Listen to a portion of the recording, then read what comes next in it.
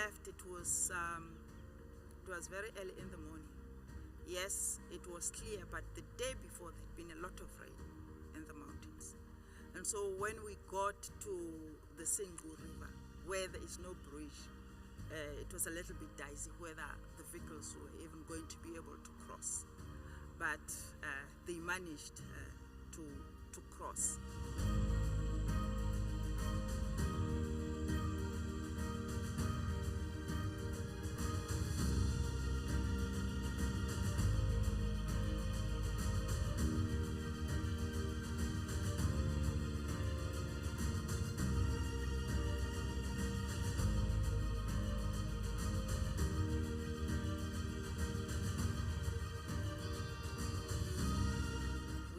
To the EA, and the EA, this type of the EA was made up of 4 villages which are wildly spaced apart, and we had to climb a mountain and walk along the mountain. This is the typical kind of EAs which we have to do in the rural mountain areas. In the south, for instance, they have had to cross the river using a small boat because there the Orange River is quite wide and quite deep. And again, it's always a long walk from where you have to leave the car because of the terrain to where you have to do the data collection.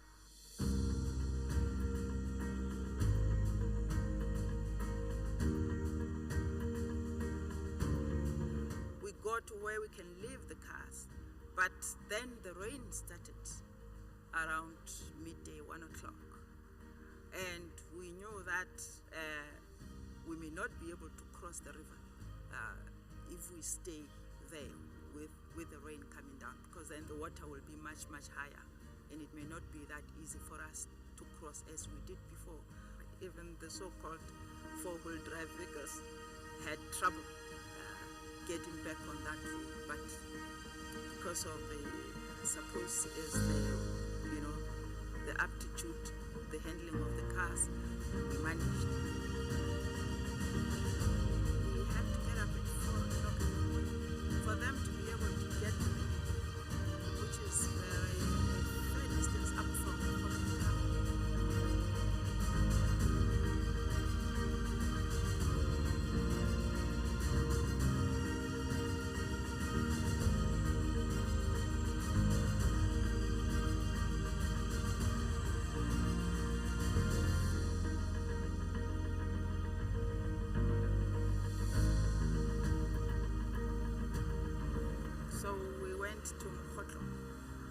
In the northern part of the country, and it is the ecological zone, that is the mountains, is the highlands.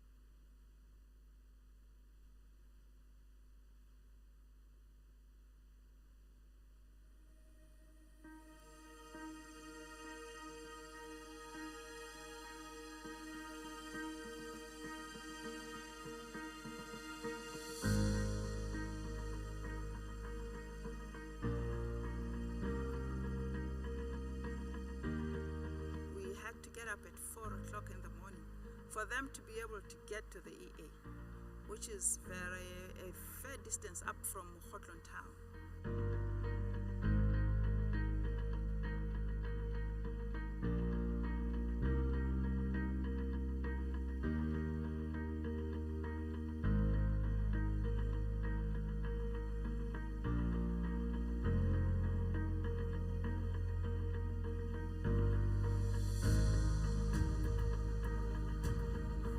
So we went to Mokhotlong, which is in the northern part of the country. And it is the ecological zone, that is the mountains, is the highlands.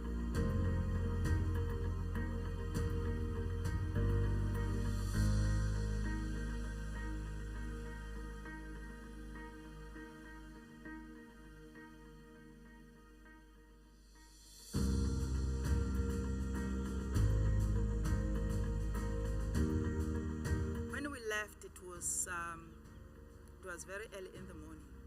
Yes, it was clear, but the day before there had been a lot of rain in the mountains. And so when we got to the Sengu River, where there is no bridge, it was a little bit dicey whether the vehicles were even going to be able to cross. But they managed to cross.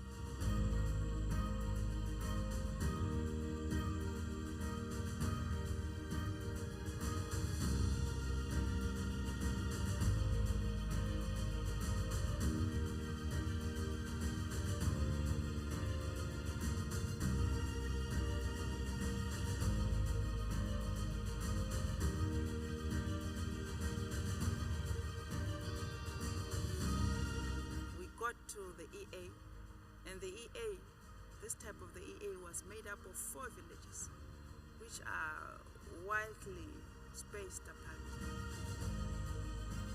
and we had to climb a mountain and walk along the mountain. This is the typical kind of EAs which we have to do in the rural mountain areas. In the south, for instance, they have had to cross the river using a small boat because there the Orange River is quite wide and quite deep. And again, it's always a long walk from where you have to leave the car because of the terrain to where you have to do the data collection.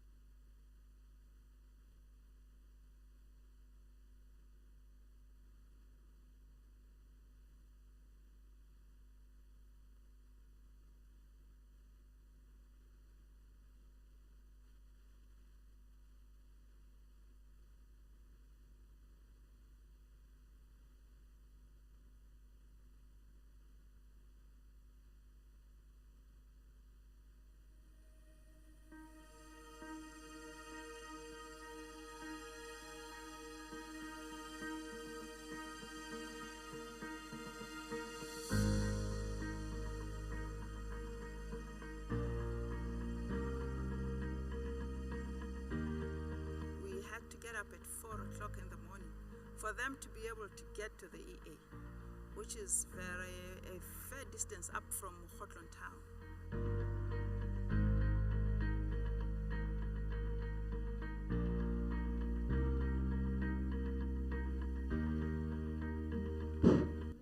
Good morning. We apologize for the few minutes that we're taking before we can start. We do appreciate our friends and colleagues who were here by 9 o'clock, but as we wait for a few more of invited guests to arrive, I'm inviting you to a cup of tea outside. Please grab a cup of coffee, tea, and then we'll be starting very shortly. I can see we are almost getting to the threshold for us to start off. So karibuni sana, and feel welcome. We have some of the papers on the table with regards to the findings that we'll be speaking to this morning. You are welcome to have a look at them so that when presentations will be going on, we'll have perhaps acclimatized to the paper. Anne, am I seeing your hand up? Anne Okello? All right. Please, let's take a cup of tea, coffee, as we wait for a few more minutes, then we'll be started. Thank you.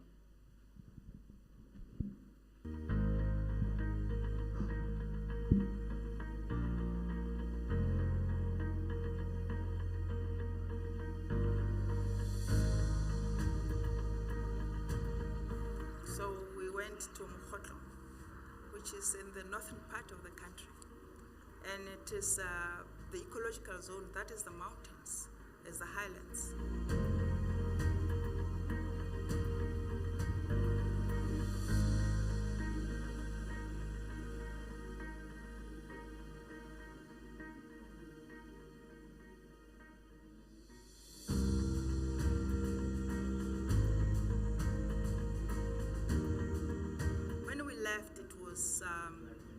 It was very early in the morning. Yes, it was clear, but the day before there had been a lot of rain in the mountains. And so when we got to the Sengu River, where there is no bridge, it was a little bit dicey whether the vehicles were even going to be able to cross. But they managed to cross.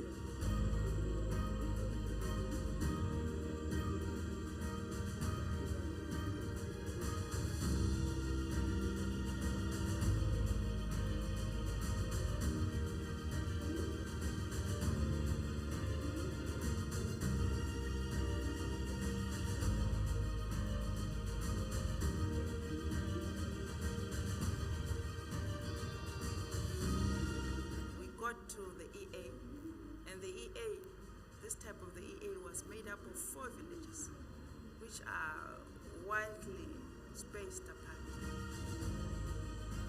and we had to climb a mountain and walk along the mountain.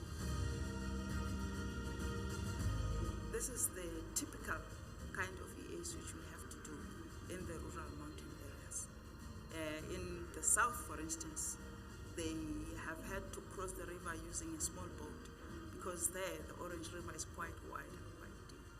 And again, it's always a long walk from where you have to leave the car because of the terrain to where you have to do the data collection.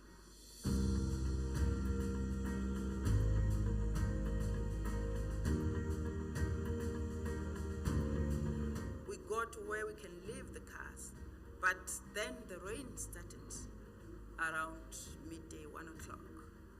And we knew that we may not be able to cross the river if we stay there with the rain coming down, because then the water will be much, much higher, and it may not be that easy for us to cross as we did before.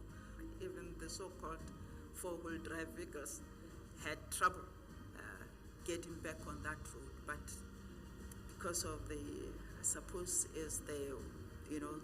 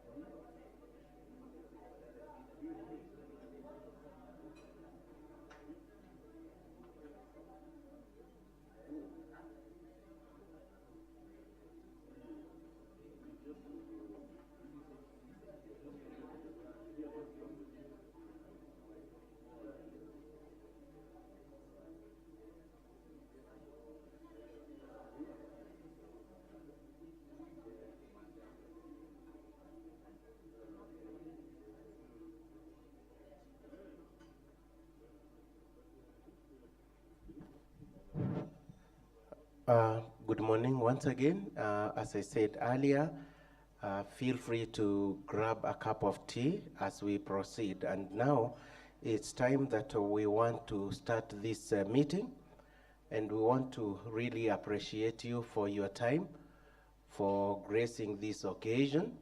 We shall be shortly be hearing about the Afrobarometer and the release of the results that we're going to do today. We want to appreciate also colleagues who've been with us from our first release. This is the second one. And for each of the releases, we have different topic and coverage, as we shall be hearing that shortly.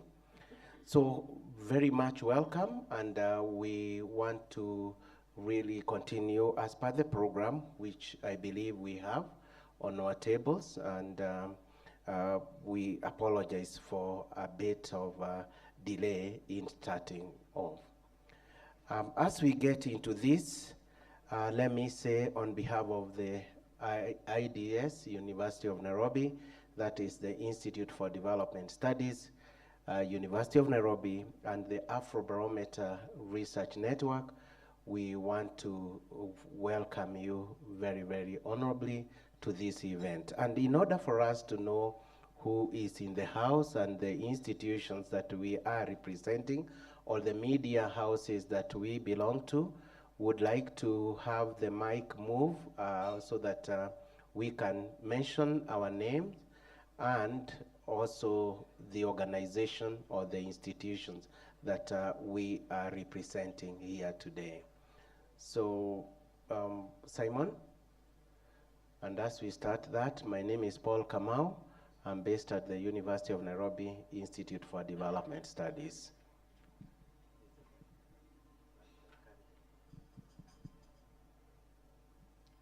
So we can start from the far left. Please stand, greet us, tell us your name and which institution. Thank you.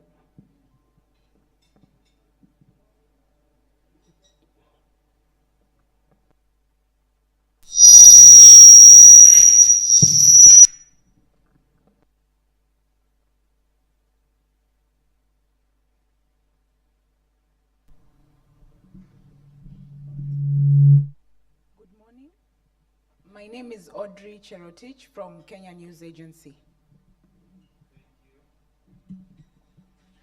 Mjamboni wote, jina langu ni Eugen, natoka Nation Media Group. Asante. Good morning, everyone. My name is Liz Amandla. I'm from Toto News International.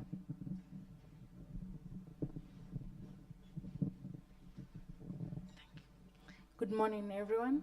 I'm Margaret Jango, University of Nairobi.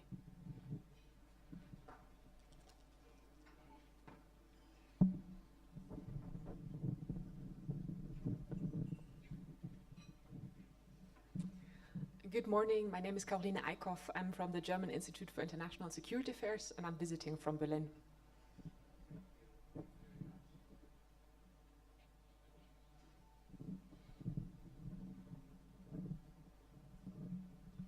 Good morning, everybody. My name is Samuel Kuria. I'm representing African Institute for Children's Studies.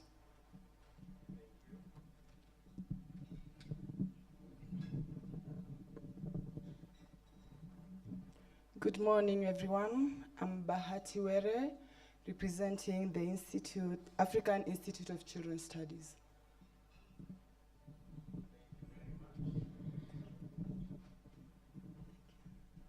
Good morning, everyone. My name is Aida Nawaz, representing Zalendo Trust. Thank you.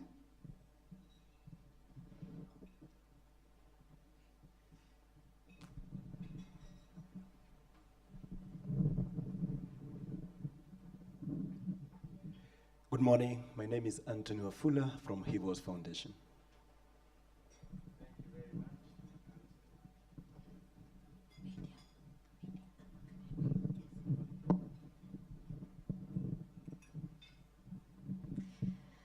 My name is Georgina Magondo from the K24 Television TV.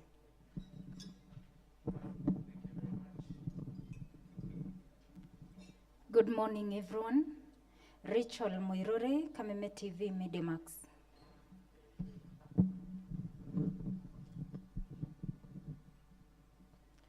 Good morning, everyone. Elsie Mtuku, K24.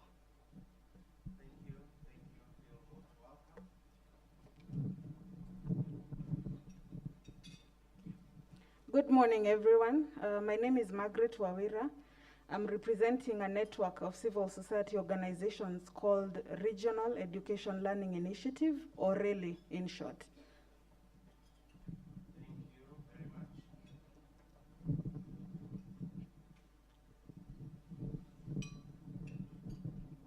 My name is Moses Muridi from University of Nairobi.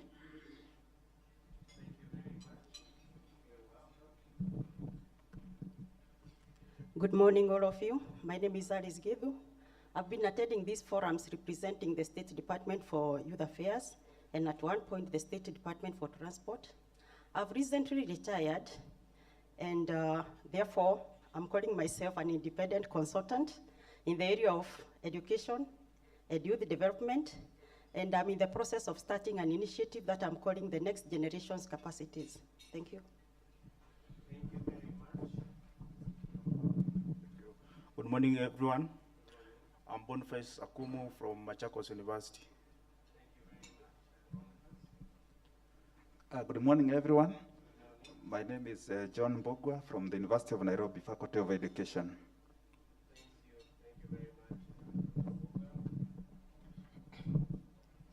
Morning. My name is Irene Githinji from the People Daily newspaper. Good morning. My name is Tabi Rotich from Radio Citizen. Good morning. My name is Dr. Queen Juma from USAU Africa.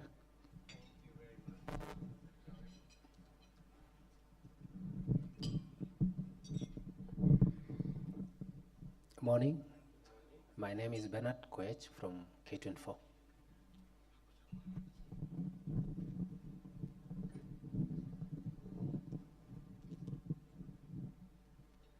Good morning, everyone. My name is Tracy Jabet from Capital FM.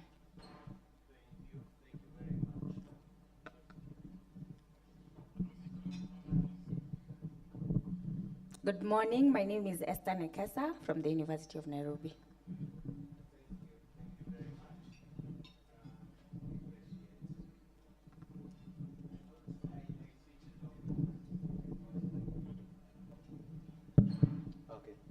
Let's go on. University of Nairobi Media and TV do not want to introduce themselves, but these are colleagues from University of Nairobi Communication and the Media and TV station. So karibuni sana, we appreciate your great support. We appreciate your presence. Anyone else who has not introduced themselves, please let's give a chance.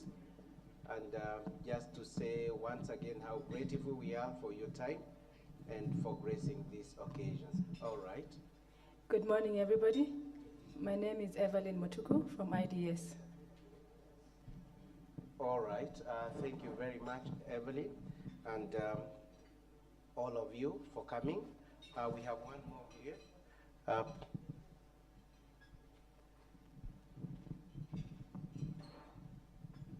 Right. Good morning, everyone. I'm Mary Ojuang from IDS student. Thank you. Thank you very much. Let's put our hands together for all of us and for coming. Please feel most welcome, and we're in the right place. We're going to get into the program pretty fast, and just to kick us off, to have this meeting officially open, allow me to invite Professor Winnie Mitula, who is going to talk about Afrobarometer as a network, Afrobarometer Kenya team, Afrobarometer core team in the region, and basically set the stage for the presentations that are going to be done thereafter. So Professor Winnie Mitula, welcome, and she's our senior, she's our director. So on behalf of the institute as well, on behalf of the university, let me sanitize this for you. Give me that. I don't want to give you Omicron. So, thank you.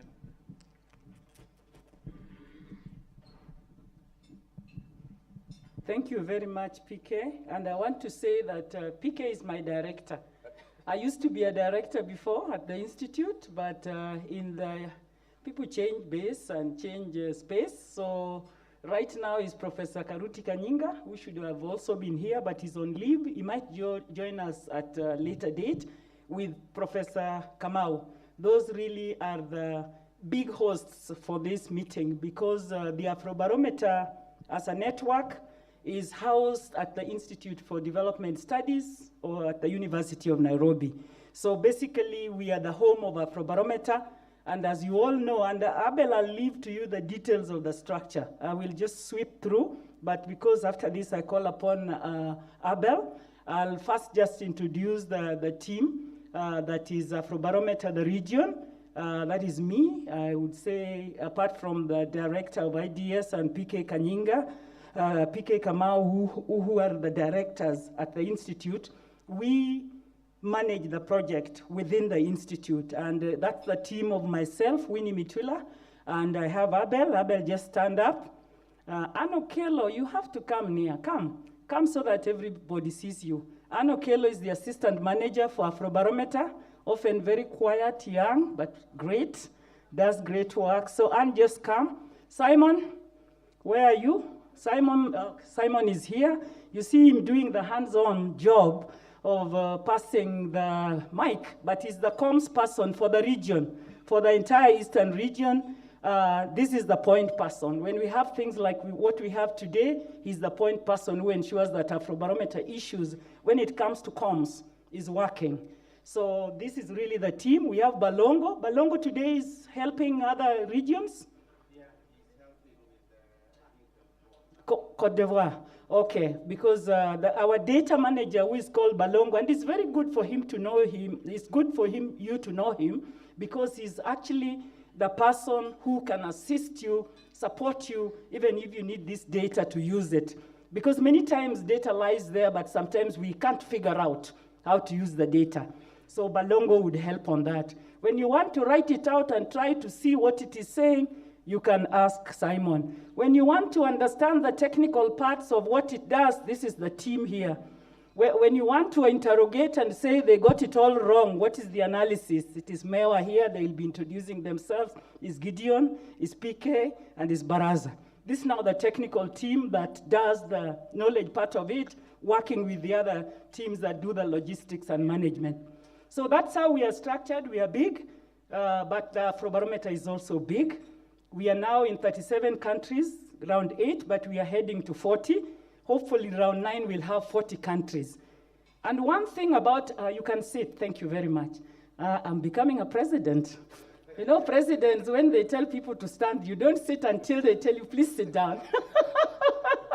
Sorry for that. Yeah, so we are big and we are across Africa. And one thing, data. Let me just talk for data so that Abel does the other logistics. When you are invited for this meeting, I wish one or two of you would just tell me what you expected.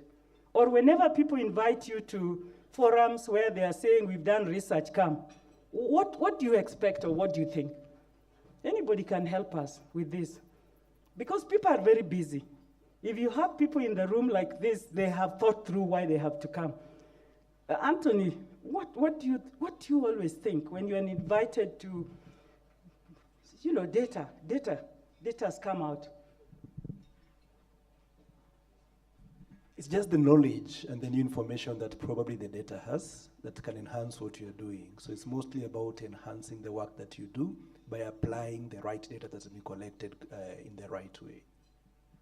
Thank you very much. You got it very right. I always say, this week we were in Uganda, not physical, they were physical, I was online, and they were they had a big group of Ugandans being trained on Afrobarometer data and how to use it. And I think in my small introductory remarks, I was saying that data is gold. But in Africa, that goldness is not seen. It's not seen. People don't see that data is gold in Africa. And that's why sometimes there is this bad joke that if you want to hide anything from an African, put it in a book or in some paper, write it. Then they won't see it. But data is gold because it doesn't matter. All of us who are sitting here, all of us need data in our own way.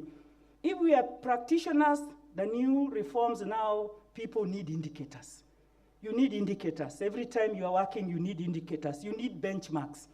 You can't do benchmarks without getting data on what that benchmarks say.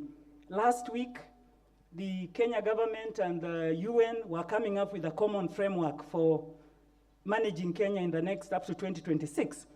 And the issue was, okay, we need the indicator on satisfaction with services. And I remember getting one of them to talk to Balongo. I said, we can have a composite from this data that talks to that satisfaction, because I know things like, how easy is it to get an ID? How easy is it to get services like health, like whatever? And you are going to hear some of it today. I am very happy about, I think it's education service. It's showing very good, and you will hear the presentation. That's a very good way for monitoring. Maybe in some countries, the bar charts you will be seeing would be reverse. And then that says that you have to address it. You have to intervene in one way or the other. So we are very happy to have you. And it's not just having you today. I think that does not satisfy us at all. We have a monitoring tool for Afrobarometer that shows how much of Afrobarometer data is being downloaded. And we can do it across country, across regions. Africa is improving, but Africa is the lowest. We produce the data, but we use it least. Other regions are using it more than us. So we are saying that we need to attract you to use this data to the extent that this meeting is a 1, 2, 3, 4 hour thing, but when you go back and you have a feeling that your department or your unit or your region or your subgroup, you could be in the children team, like the team there that are coming from the Children Institute. They might be wanting something to do with children extracted from this data to sit and discuss it closely beyond a big forum like Safari Club, like we're doing. We will come there. We will come there, we will expose you to the data, or if we don't come, we will extract the data and give you the data. For that matter, I'm inviting you to the tool that collected the data, which is the questionnaire. That is what you must read, and it is open source. If you go to www.afrobarometer.org, you can get that tool. Because if you get it, you are going to see the variables that attract you, the issues that you are keen on, which may not be presented today or tomorrow. And we had our first presentation on the 9th? On the 9th of February. We are just picking, we will never be able to even present 10% of this data. So what I'm telling you, you get down to that instrument. If you are interested, whether you are in a government agency, you are media, you are a practitioner, just link up with us.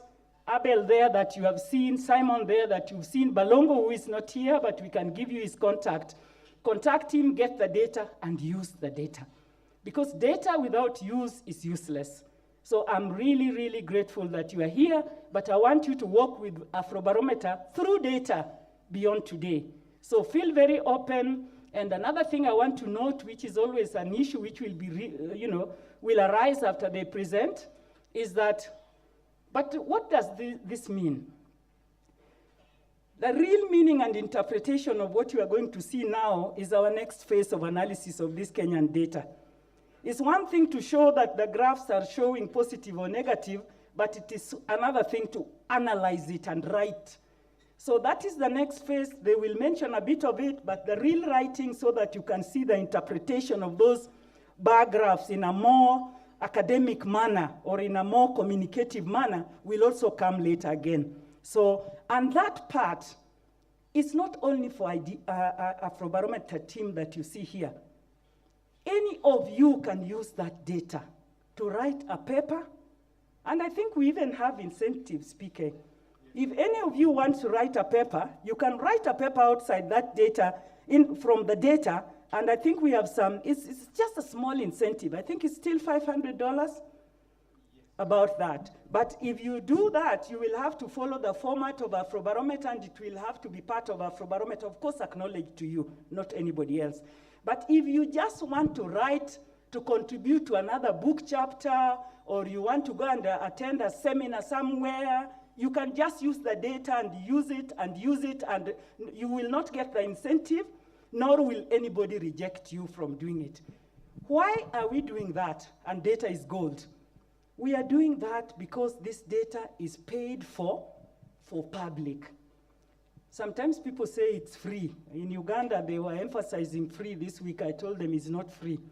It's so costly, but somebody has seen the value of public good, and we are funded by very many donors. They've seen the value of public good, that you and me can access data without paying, so that we are able to contribute logically, we are able to manage our programs wherever we are, work better. Our media who are here can talk in a more informed perspective as opposed to just streetwise. So data is important. I want to stop here and call on Abel to just loop onto this process so that we go to the next stage. It's not our day, we are for the region. We've been invited, and if we are not careful, PK, we might just take over. Where is the sanitizer so that we don't also kill Abel here? It got lost, okay. Simon, we are going to look for a younger person than Simon.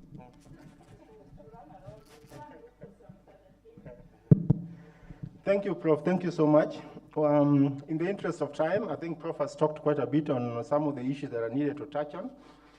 As already been indicated, my name is Abel. I work as the project manager for the region. In this region, we oversee. When we say we oversee, that means we coordinate the activities, similar activities like what is happening here in Kenya, in 11 other countries in the region, from Ethiopia, Burundi, Seychelles, Tanzania, Uganda, Malawi, Zambia, Madagascar. We have a total of about 11 countries. As Prof has indicated, in this particular region, the East African region, we're talking about those 11 countries. But we have other regions also that constitute the network of Afrobarometer. We have the Southern African region that's coordinated from IJR, based in Cape Town in South Africa, overseeing quite a number of Southern African countries. We also have the West African region, coordinated from Ghana, CDD Ghana, coordinating a number of other countries from the West African region, both English-speaking and also French-speaking. In terms of program management, we have what we call a secretariat. A secretariat is what you would probably call the headquarters of Afrobarometer, also based in Accra, Ghana, and that coordinates all the activities of the network per se. So what is Afrobarometer in a sense? In a very brief way. This is a network. That's fine, that's fine. This is a network of researchers. A network of researchers largely from within Africa. It is non-partisan. It does not work in collaboration with the state of government. It solicits funding from a number of donors for it to be able to carry out its activities. The funding that we gets into what we call a consolidated basket fund. It comes from quite a variety of institutions, USAID, CEDA, Mo Ibrahim Foundation, Bill and Melinda Gates Foundation, Hewlett Packard Foundation, an assortment of several donor organizations that bring this money together and put it in a basket fund managed by the secretariat that we talked about. What's really the reason as to why we are doing this? The main reason why Afrobarometer is doing what it does is because it's a strong belief that African societies, our societies in Africa, can only thrive well in issues of governance, in issues of management of economy, in issues of democracy, if the experiences, the opinions, the views, and the evaluations of the ordinary African people are brought on board on the policy-making process. This is why we take it as an important undertaking to go out to each and every corner of a country, or the entire continent, to talk to all manner of people, to be able to document these opinions, these concerns, these experiences, these evaluations, and put them together, synthesize these, and make this available to policymakers.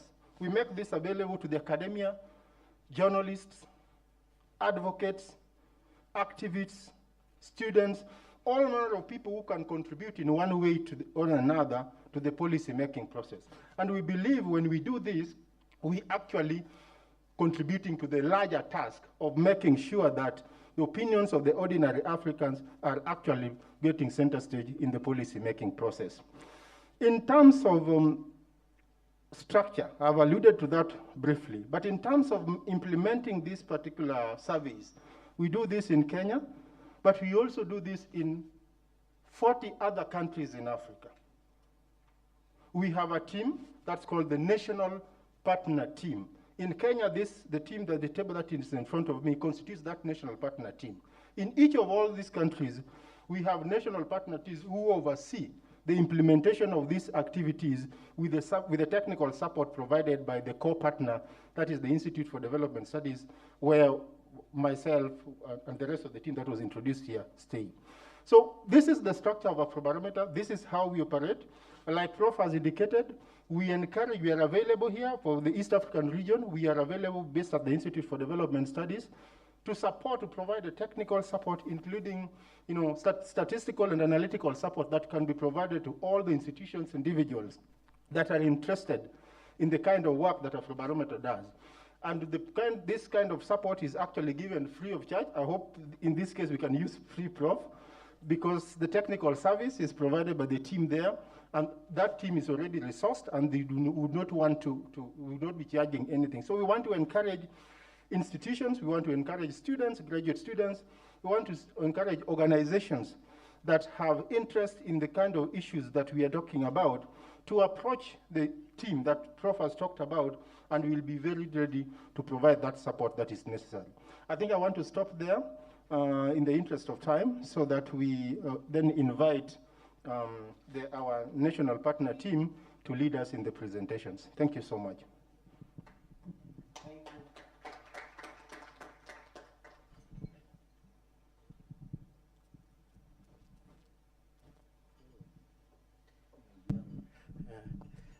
Thank you very much, Abel and Winnie.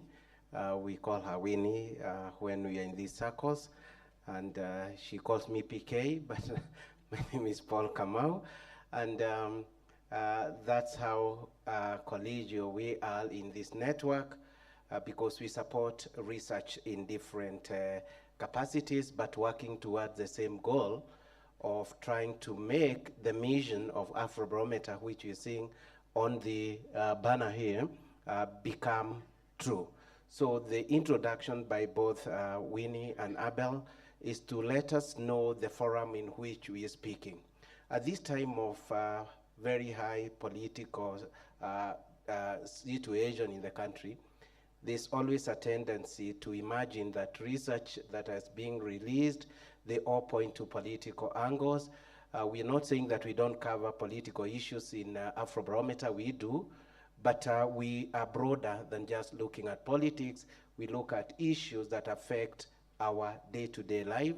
We look at issues that are important for our thriving and continuing to develop. As you heard, we're from Institute for Development Studies. So what is the Afrobarometer mission? Is to give a voice to the public, is to enable people's views and opinion be heard in the policy making process. So Afrobarometer, as Abel has said, is not partisan. We are not affiliated to any institution, but we carry research on matters of democracy, governance, and quality of life. And so far, the Afrobarometer has been in existence since 1999. And we already know about the structure. And we do every round at a period of 2 years. And so that means up to 2019, we had done 8 rounds. So we are in round 9. And because of the wide coverage of the continent, we cannot roll this out every year. So in every country, as we try to give a voice to the public, we do public opinion surveys in each of the country, and in all the 39 countries, we have a national partner, and the national partner is in charge of undertaking a survey in that respective country, of course, with a lot of support, which we truly appreciate from the co-partner team. We are lucky that in Kenya we have the co-partner and the national partner both located in the same institution. So the round 9 survey that we are going to be sharing this morning was conducted in Kenya by the Institute for Development Studies in the month of November last year. And here we just show a caption. Oh my, what's happening? I thought I'm showing something. Oh, it's coming. We are showing the coverage of the continent in terms of where Afrobarometer is today being undertaken, and we are almost covering 60 to 70%, if not more, of the continent. Some countries have been there since the beginning of Afrobarometer work in 1999. Others are coming on board progressively. And there are many considerations that are done before we determine which countries to go to and where the survey are going to be done. When we get into the country, there's an appointment of the national partner to undertake the survey. So we do a representative sample from representation randomly selected to represent the adult citizens in that country. The sample is distributed according to regions, states, provinces, rural-urban divide, and also age, as well as so that we can have a national population. So we work very closely in Kenya with Kenya National Bureau of Statistics in terms of identifying the sampling framework from which the enumeration areas are done. So that if we were talking of the 30 or so million adult Kenyans, then each of the Kenyan has an equal or a calculated chance of being included in the survey. But we all know from research that it's not possible to be doing a census every time, and therefore we do a representative sample, so that the result that we get from this sample, we can generalize at least to the national statistics or to the national population with a margin error of ±2 at 95% confidence level. The statistician in the house will tell the kind of reliability that we do. So again, we use a standardized questionnaire in order to have a comparative data that cuts across the continent. But in each of these countries, we allow at least inclusion of some of what we call country-specific questions. And country-specific question will be giving issues that are of interest and current to a particular country that may not be applicable in all the other countries. For example, in Kenya, we know we are dealing with issues of devolution. Tanzania may not be having issues of devolution as current as our case. We're dealing with system of education. We're dealing with issues of health. Again, this may vary across countries. So other than having, again, almost 90% of the question in the questionnaire standardized to allow across time and across country comparison, we also have country-specific question. And these are the current issues that we have dealt with from time to time. So, and today we'll be listening to some of these. That if you had people, colleagues introduce themselves, we have an inclination towards education sector because it forms the basis of our release today. But the coverage of the questionnaire is quite huge. So the fieldwork for round 9 was done between 12th and November 2021. So we don't want to allege that our data is as current as yesterday, but it points, one, to a representation of the country. Two, is that we use a face-to-face interview in all corners of the country. We have team covering all the way from northeastern to the southern part of the country. From east to west, our sample is well distributed. We also do not subscribe for the moment with telephone interviews, so we do face-to-face using a household sampling framework. We do a randomization of selection from the region to a sub-region to an enumeration area, and even selecting of the household and the person we end up talking to within the household to ensure that we get a representative as possible. So before I get to talk about, before we get to give some brief demographics of the current sample that we are talking about, it's important to mention that in Kenya, during that 1 month, we were able to speak to about 2,400 respondents, and that's the sample from which we are analyzing our results today. What does this give us? Is that if you multiply this roughly by 39 countries with a sample of this nature, then we're talking to a sizable population on the continent. Let me now bring the team that has been in charge of this process beyond what the co-partner team was doing. And it's my pleasure to introduce, I don't know where is the mic, to have the team for the Kenyan national partner to introduce themselves. We say ladies first, right? So we have a lady, so we are meeting the two that gender rule, right? Which is constitutional. Oh, we are still below, right? At 25%. All right, so let Dr. Barasa introduce herself. I am Laura Barasa, and I come from the Department of Economics and Development Studies, and I'm part of the National Researchers team. Thank you. Thank you very much, Laura. Yes, I'm Gideon Onyango.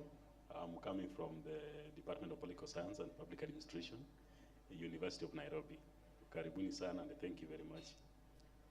Thank you.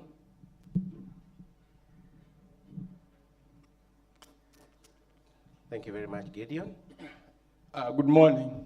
Good morning. Oscar Mayua Otele, abbreviated as OMO.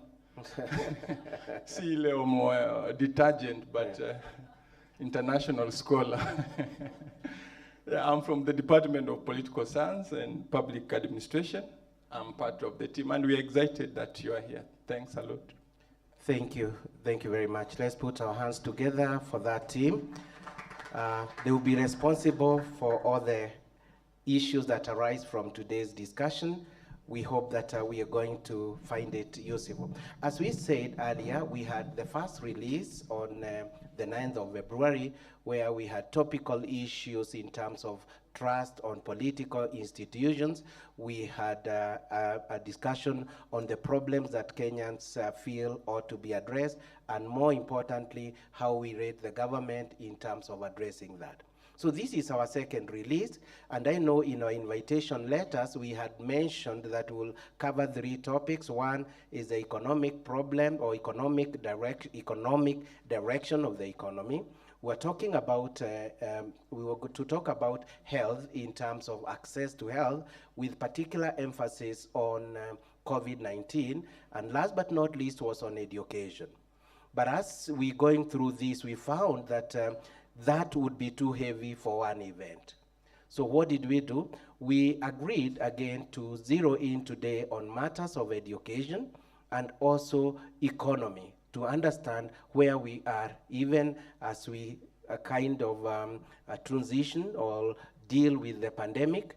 And in a short while, we might call on you again to come and talk about health, and particularly COVID-19 situation in Kenya. So be on lookout. We'll announce when that is going to be. And therefore today, we will be releasing our results in terms of what do Kenyans think, especially this new system that we have of education. How is the access of education in Kenya? And we'll be hearing that from Laura in a few minutes. After that, we'll have Gideon come in to talk about economy and what do we think economically need to be done in this country as Kenyans. But just before we get there, allow me to point a few things about education. I mean, not about the education, but the sample from which we are talking about. Oh my. Technology is still a challenge. So, I just want to mention a few items about the population that we spoke to. As I said at the beginning, in each of the country, we either have a sample of 1,200 or 2,400. Kenya is lucky that for the last almost 8 rounds, we've been doing 2,400. So we have a great database from which we can generalize about the finding. We also take, as part of our protocol, to ensure gender representation, such that when we are collecting data, our field team researchers, and I see a few of them in the house, Evelyn was there, who else was there in the data collection? Oh my goodness, I can't see well, I need to eat more carrot.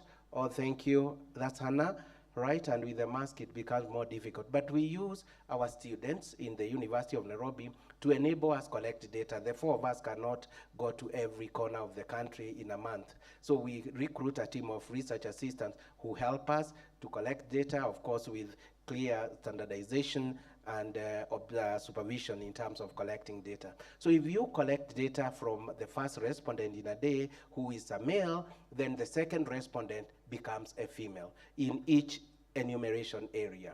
Enumeration area is the smallest EA where KNBS collected data from.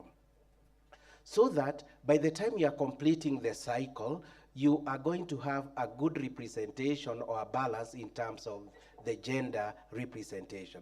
And that is clearly shown in our sample of the population. We have 50% being male and 50% being female. So we have a good gender representation. Those of us who deal with matters of population and census, you'd also attest that this mirrors closely to the population structure of the country, where we are 49% according to 2019 statistic. We also know that we have the urban and rural population. Again, we cannot just talk to urban and think we are talking of Kenyans. We cannot talk to rural and think we are having a general representation or data that we can talk about the country. So in this case, we allow, again, our EAs to be based on urban and rural so that we can capture views of those two categories. And we have a representation of 34% from urban and 66% from rural. Again, if you go to statistics and census data, it tells us that we are about 35% to 37% urban. This is going to change as we get more urbanized, and perhaps our sampling frame will also change in future. But this again reflects very well the population that we have in the country in terms of rural-urban divide. And some of the statistics that we'll be giving you will try to disaggregate data into those categories. Let me also talk about the education. In our sample, we had about 4% of our population that did not have formal education, 33% who had primary education at the highest level of education, and secondary education at 41%, and then post-secondary 22%. So again, this may point to the nature of the population we have. And in terms of religion, we also talk to different, but we can see dominance of Christianity, not by design, but again through that process of random sampling, that we had 84% of the population subscribing to Christianity, 9% Muslim, and other region constituting about 7%. So we also disaggregate our data in terms of age cohort. We have the youth who are from 18 to 35 years. We have the young adults or adults from 36 to 55 years, and over 55 years representing the other category. Again, we shall see this coming a lot in our data analysis. So without further ado, I would like to invite Dr. Barasa, who will be joining us now, and to talk about education. And you'll also see that even the team here does not come from one department. We try to borrow skills and expertise from a wide variety of the university. So it's a great honor to have the Department of Economics and Development Studies, Department of Public Administration on board in this, in addition to the team from the Institute for Development Studies. So let me now invite Laura to come and give us some insight in terms of education. And immediately after that, we'll have Dr. Gideon Onyango coming to speak about economic matter or economy as far as Kenya is concerned. Over to you.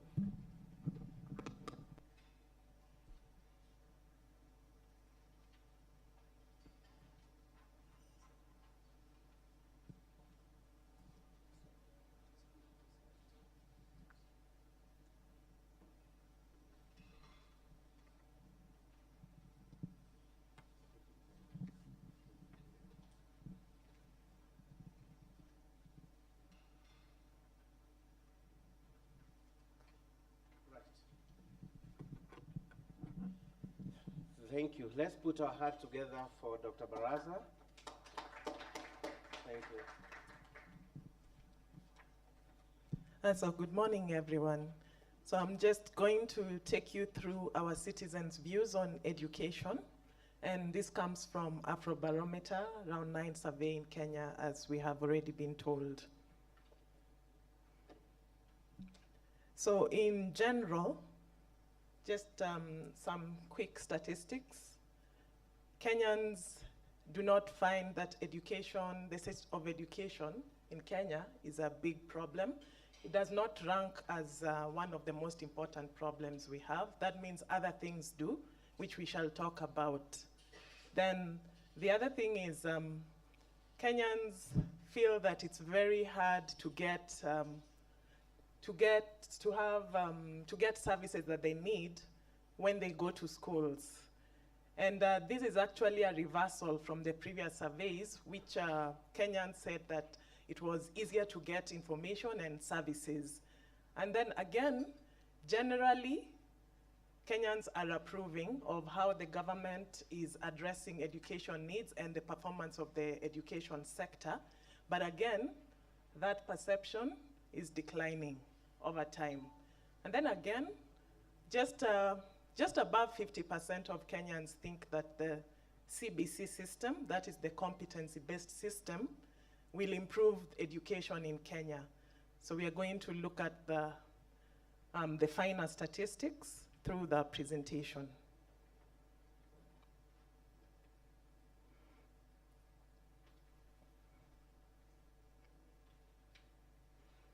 Okay, so I'm going to start with the first section on access to education services. So in this part, one of the key things we find, as I have already mentioned, problems in education are not a very big thing for most Kenyans. And then again, people doubt that they can get information from schools when they go there, especially when it comes to budgets, which is interesting because that should be a key area of concern. And then again, a majority of Kenyans think that if you're to report teachers or any sort of misbehavior, action is going to be taken against that teacher. So one of the most interesting or nice things we notice is that we have schools which are near households, both in the rural and urban areas. And this trend has been increasing over time. And the other thing you note is that schools are nearer for those who are in urban areas as opposed to those who are in rural areas. So this is a nice thing because definitely it will improve access to education for a majority of the citizens.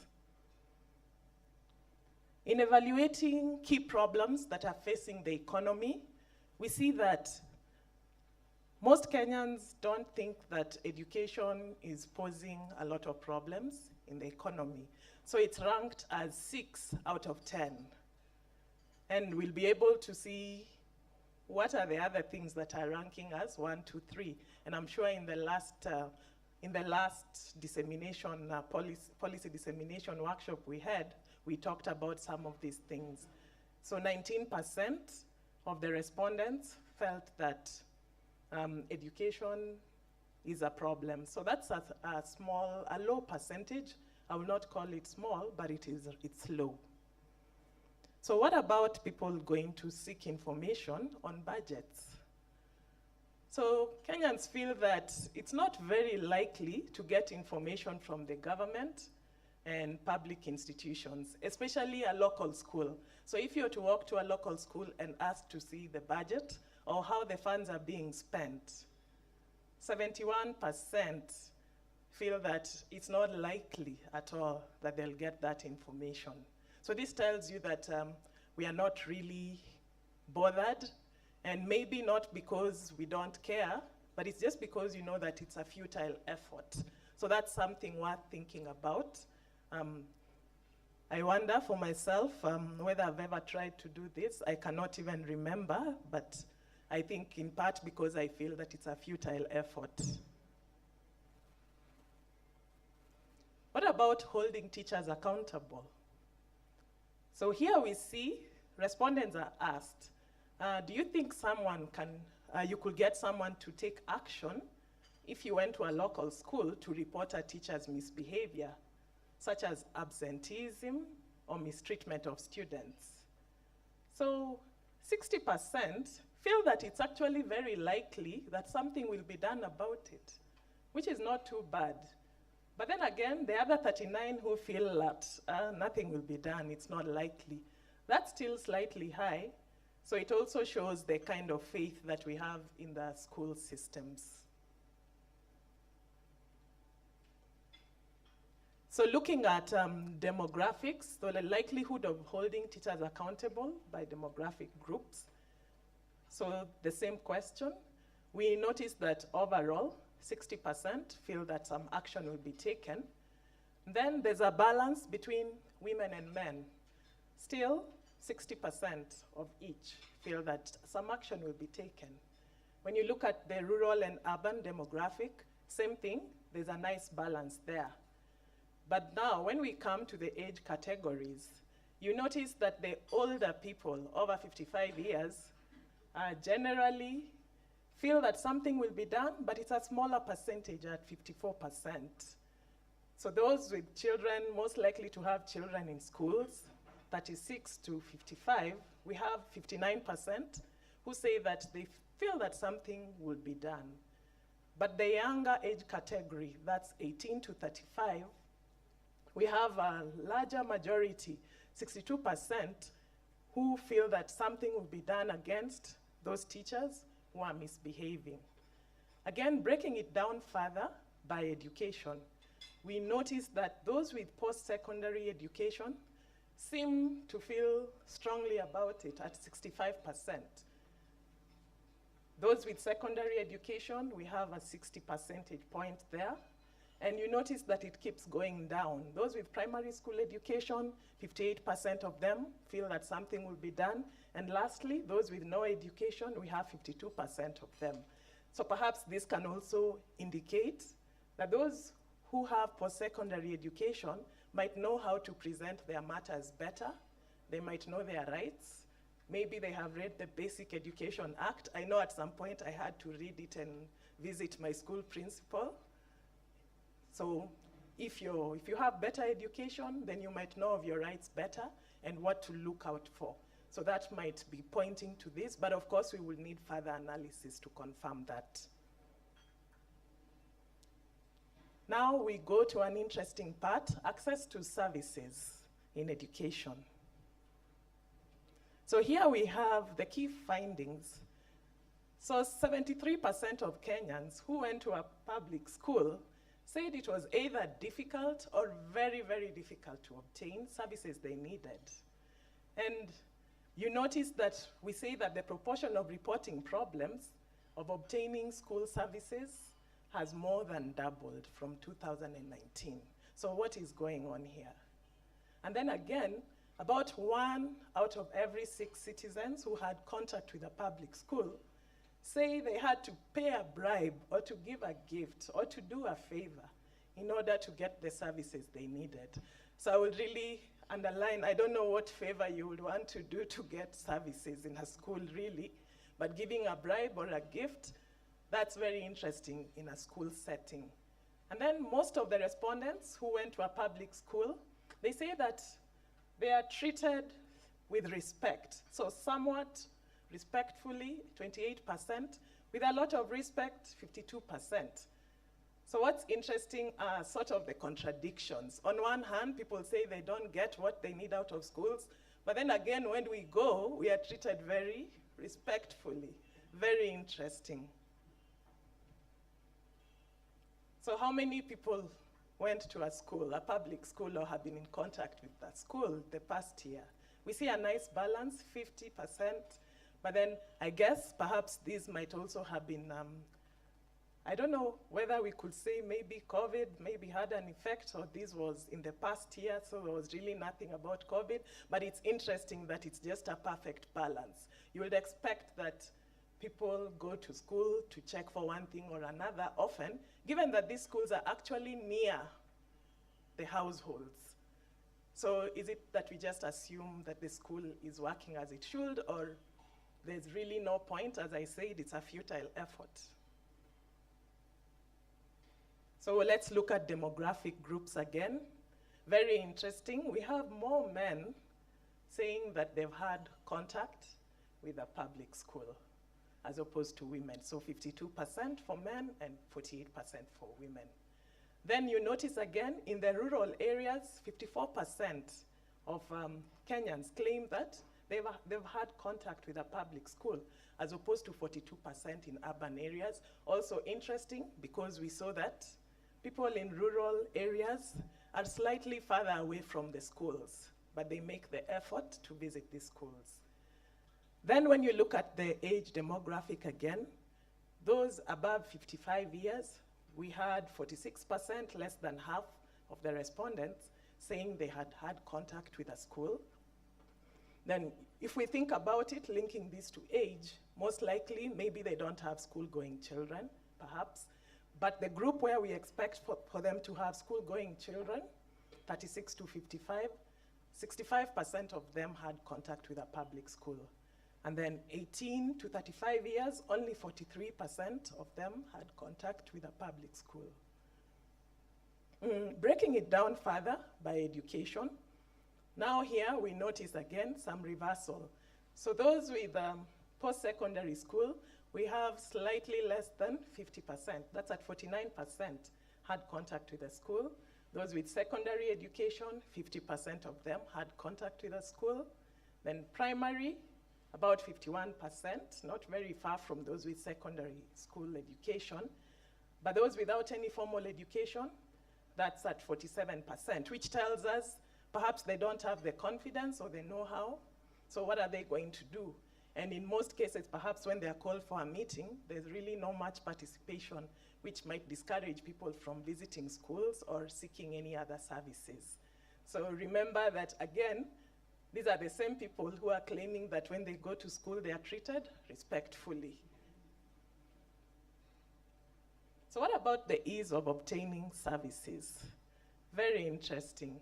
So the respondents were asked, how easy or difficult was it to obtain the services you needed from teachers or school officials? So here we go. 50% said it's difficult. 24% said very difficult. So we have 74% saying it's difficult. Then 18%. So we have those who say it's easy, others very easy. But a majority say it's very difficult. And I'll still go back to, however, they are treated respectfully. So what about, so the ease of obtaining services over time from 2014 up to 2021. So one thing we notice, it has become, over time, it's becoming harder and harder to get good services or to get, to obtain services from teachers or school officials. So what could be happening here? So this is also a point of thought and further analysis. And if you notice, there's just a very huge jump from 2019 to 2021. So what might have happened? Could we claim that maybe COVID also had something to do with it in between there? Schools were shut down, so people feel that it was hard to obtain services. We really don't know, but that's also something that can be studied. So interestingly, those that have had to pay a bribe or to give a gift or do a favor to get services from schools, 84% say never. But of concern are those ones who say once or twice, a few times, 4% often. So you wonder, is it that they're looking for special services or what exactly is happening? Because it's hard to reconcile this with how we know how schools work. So looking at the trend again, having to pay a bribe or a gift or to do a favor to get services from schools, we notice that the never has also been declining. So more and more, okay, of course, apart from 2019, but between 2019 and 2021, the trend has just been growing. So what is changing? What is happening that we have to give a bribe or do something to get services which are our rights?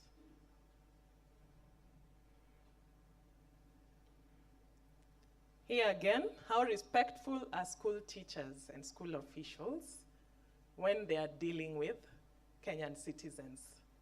So we notice that somewhat and a lot are much higher than those who feel that you're not treated respectfully at all. So 7% feel that there's no respect you get when you visit a school. Those who feel there's a little of respect, 13%. But in general, Kenyans feel that they are treated with respect when they visit schools and when they want to deal with teachers and school officials.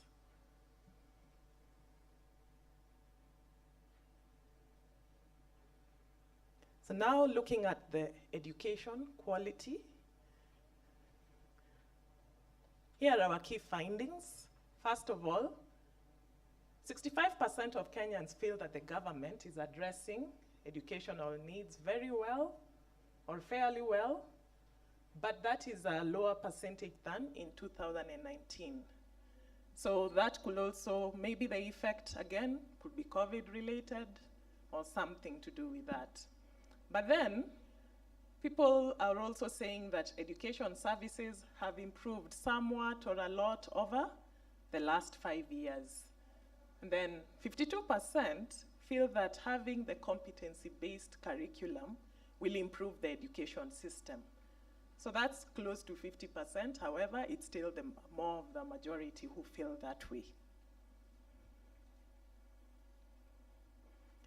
So this is how Kenyans feel about government performance in handling educational needs by demographic group.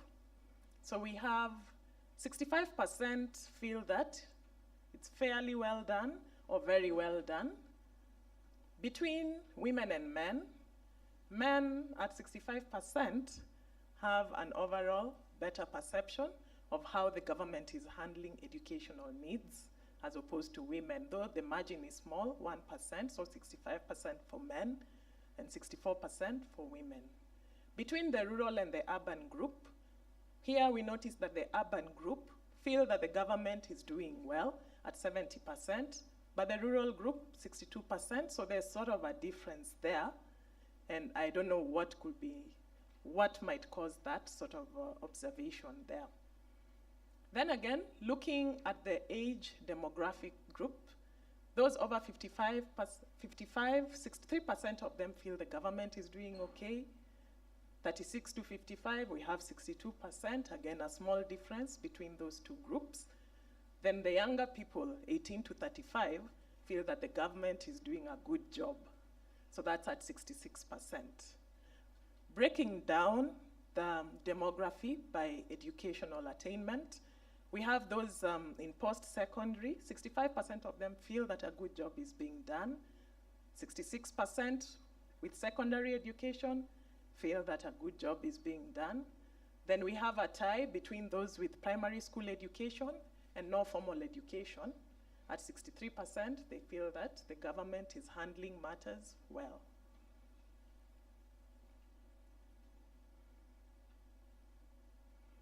So looking at the trend from 2014 to 2021, we note that when respondents were asked, how well or badly would you say the current government is handling or addressing educational needs, or haven't you had enough to say? So in 2014, we had 71% saying fairly well, then a tie in 2016 and 2019, 75% said fairly well or very well, but then there's a huge drop in 2021. So we have 65%, yes, it's the majority, but if you compare with the previous periods, there's a drop in that perception. So this is also something to ponder about, what could be happening to bring about such differences in the observations. So what about assessing education services?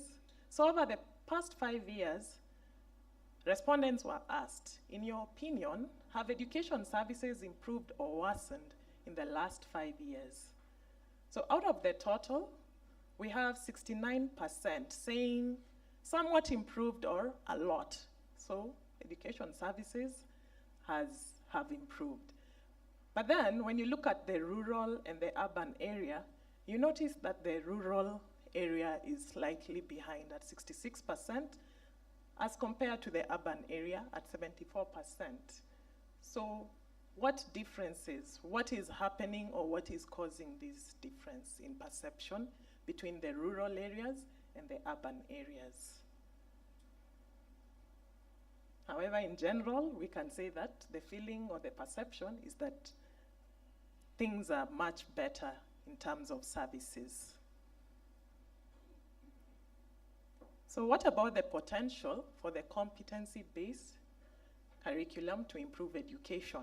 So that's in 2021, and you notice that while we have those who say somewhat a lot and a lot, that's at 52%, there seems to be some support for the CBC system.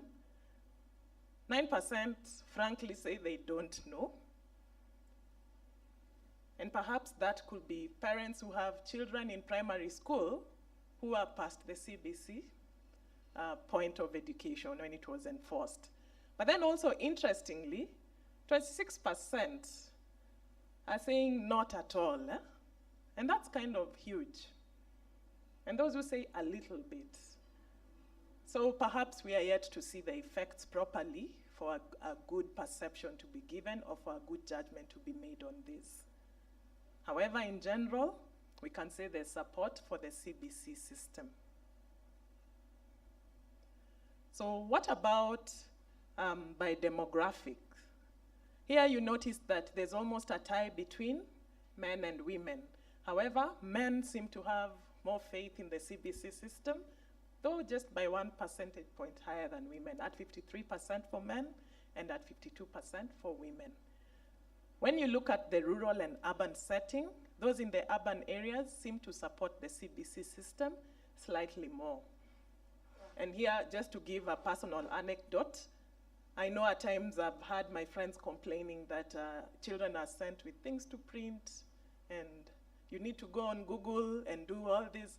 So perhaps it might also be access to some of the ICT infrastructure, or even just income groups.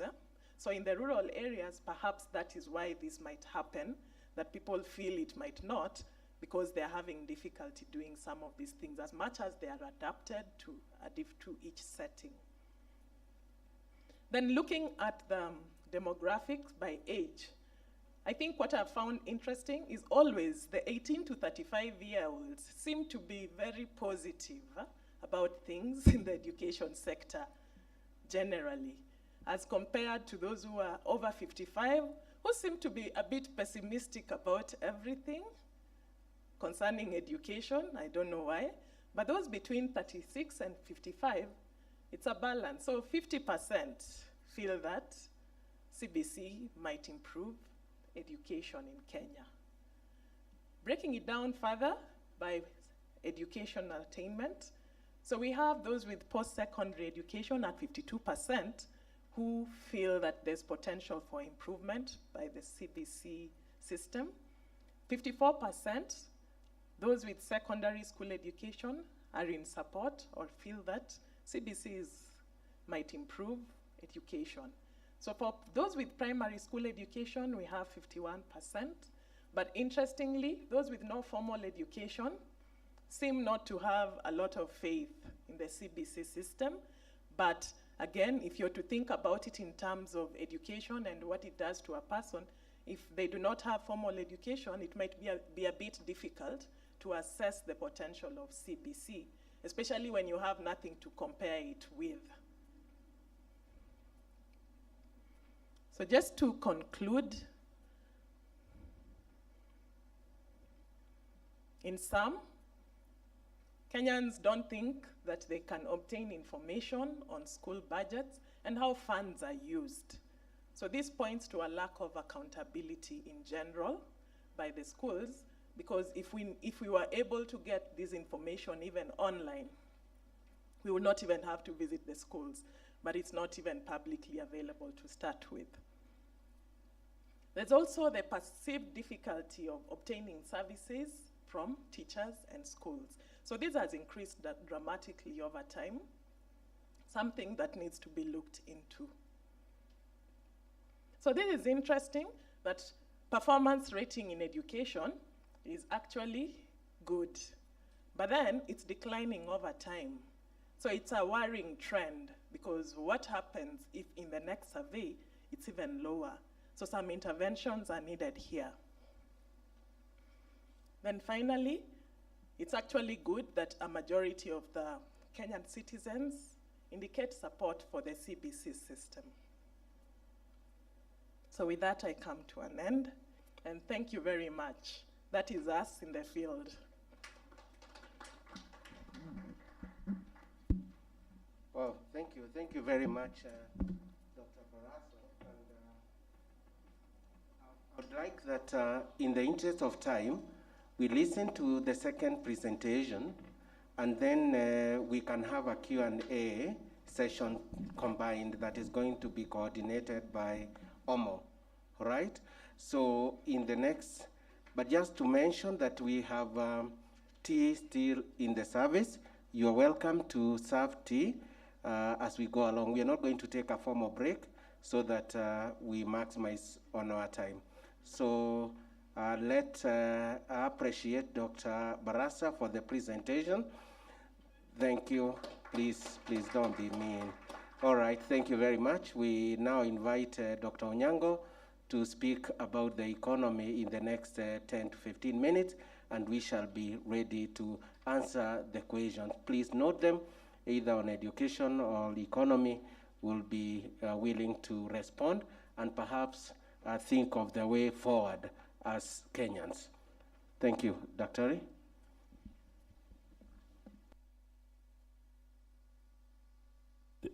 Thank you very much, Prof. Since everyone seems to be going with the initials, OMO, PK, I'm GO.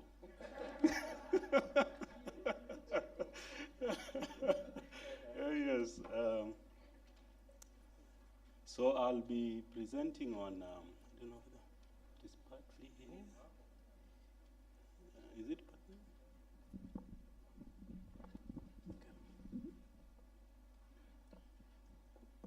We'll be going into the heart of Kenyans, those who have been with the hashtag lower food prices, you know, and those who have been following bottom-up campaigns and all that. We have some data that might also inform those public discourses as we move forward.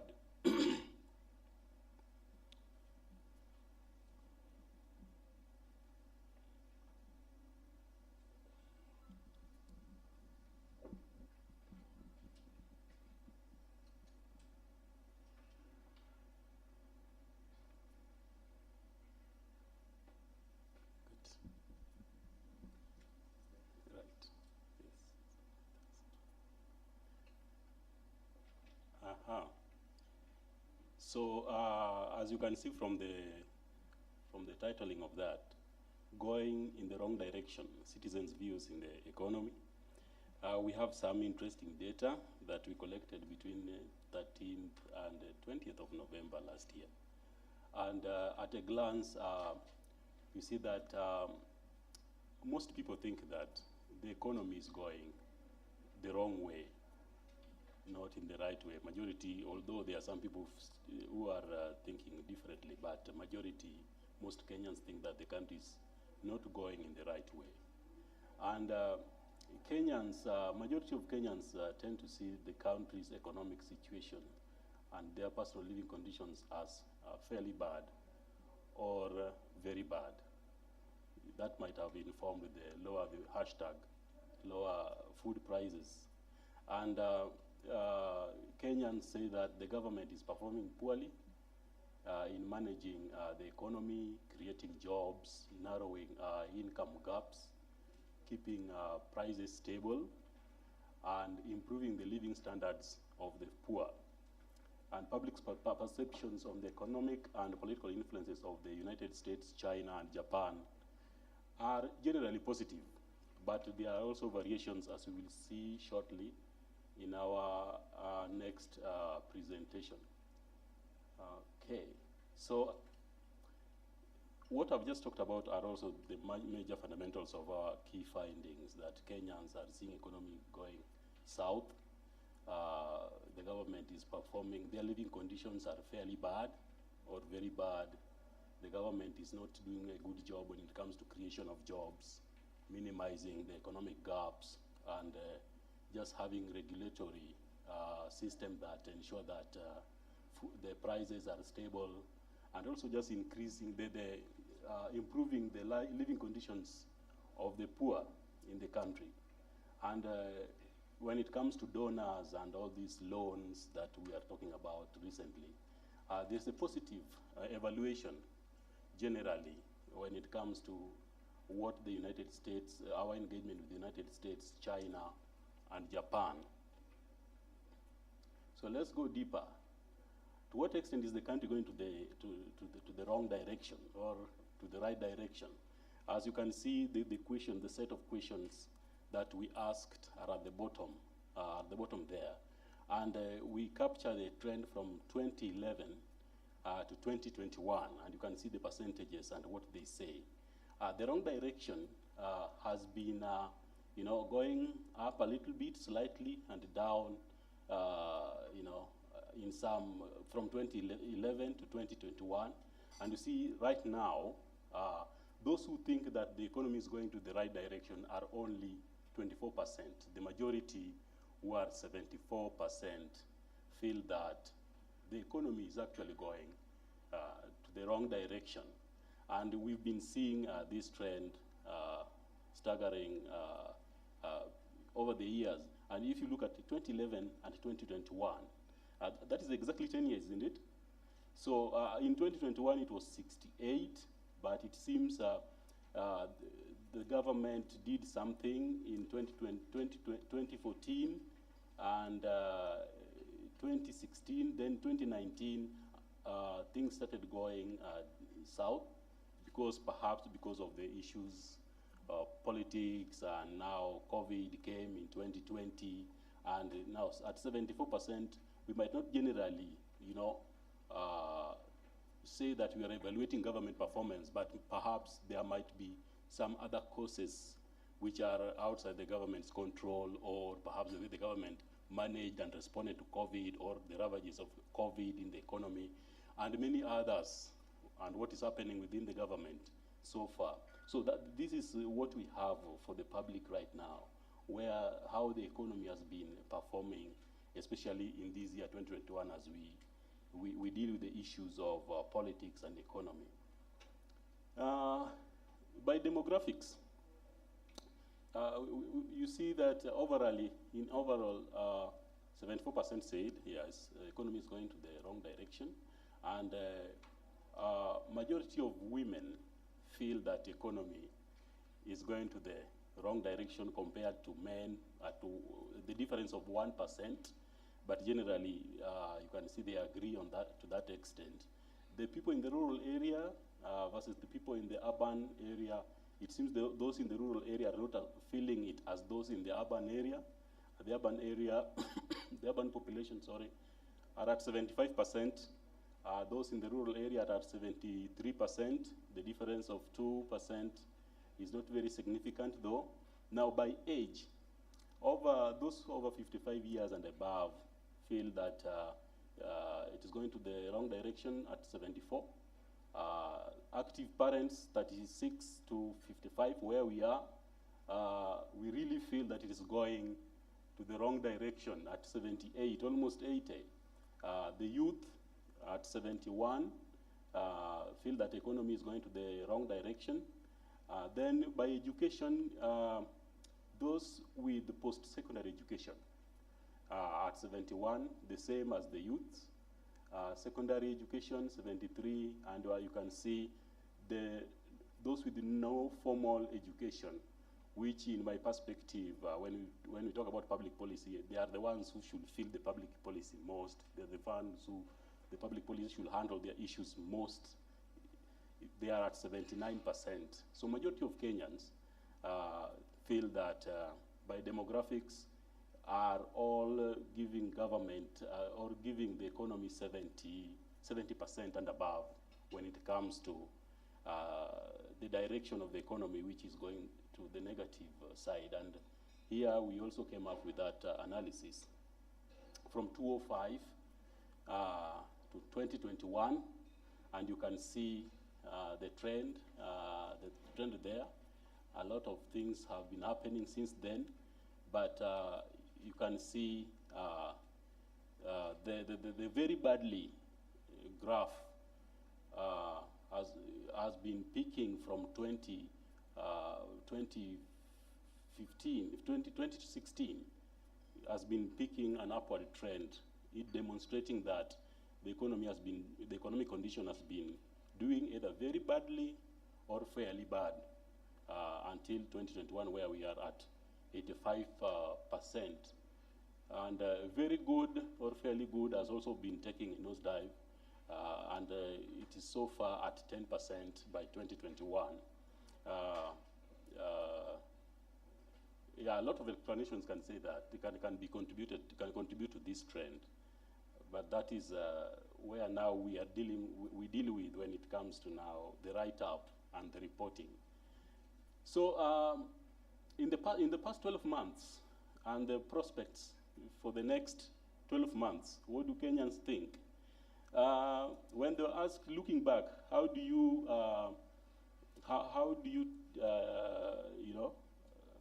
how can you compare 12 months ago with the current situation?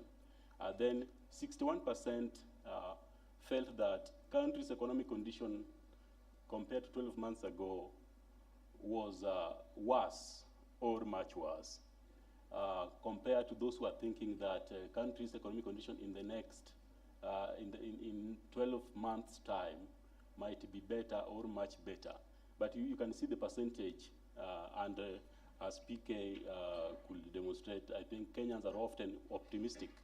And even if you look at our previous presentation, there was that optimism that comes with the Kenyans. We are always, I think because majority are either religious or something, but there is that optimism in Kenya that things will be better tomorrow. Kenyans are very optimistic people, according to some research I saw some time back.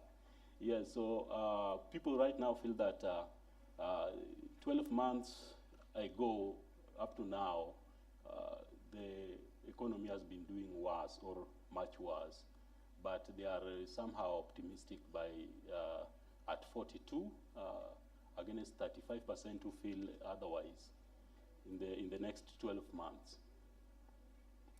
So this is by demographics, gender, location, geographical locations, age, and education. Overall, people think that there will be better economic conditions in the next 12 months at 42%. Women are more optimistic than men in that regard at 43 and 41% respectively. The rural population do not have the same optimism as the urban population, with a difference of 2% between them. Rural people think that there is likelihood of the economy becoming better at 41% and urban at 43%. Now, people with over 55 years, as my colleague was saying earlier, that they tend to be not, they are very suspicious, I think because they have lived long and they have seen how things go by. They are at 33%, the active Kenyans, 36 to 55, are at 37. The youths are more optimistic at 47. By education, we see that post-secondary, those with post-secondary education are at 44%, secondary education 45, primary 38, and then with no formal education, and most of these I think also fall within the Juakali sector. Those who feel the pinch most in the economy are not very optimistic with the prospects of the economy changing in the next 12 months at 34%, almost the same view as the 55, over 55-year population in Kenya. I think they need to form a voting bloc and we'll see what happens. So when it comes now to the personal living conditions, the extent to which Kenyans feel the pinch of the downward trend of our economy from 2005 to 2021, we see we measured the fairly good or very good. So the question that was asked is that, in general, how would you describe your own present living conditions? That's the question that we asked. And that is the analysis. Then we compared it backwards up to 2005. And you can see that fairly bad and very bad has been the trend, much as also fairly good and very good has also been, staggering up and down. And especially from 2016, we see that 38% against 41% felt that economy was fairly good versus economy was fairly bad or very bad, respectively. So, but now where we are, now that we are going, we are looking forward in this year, following what we've gone through so far. You see that 59% feel that they feel that their personal condition, living conditions, are fairly bad or very bad. Pesa kwa mfuko haiko. There's no money in the pocket. Things are different in the household, not only in the ground. So there is a high percentage there, almost like 2011. It's almost like 10 years ago. But 10 years ago, it seems it was worse. Actually, 2008 it was worse, perhaps because of the post-election violence. Then 2011, things were also not very good. We don't know what might be there, but we'll go and interrogate and take stock of the history, what was happening that time. But it seems we are heading there. It seems we are heading there, though we are relatively better than we were in 2008 and in 2011. Now we are at 59, and we hope that things will work better going forward for our pockets. So in overall, how do people feel about their living conditions? Fairly good or fairly or very good? Overall, you see that 25% think that they are either fairly good or very good. But women feel that at 25%, men are 24%, and with regard to geographical demographics, rural population are at 22%, urban 29%, and you see by age, the older population are this time they tend to be better than the 35 and 55. So the most people who are actually also actively, active in employment or active production, economic production, you see they are at 16%. Then those with no formal education at 13%. So there's something that we see in this trend and the way economy is being managed so far.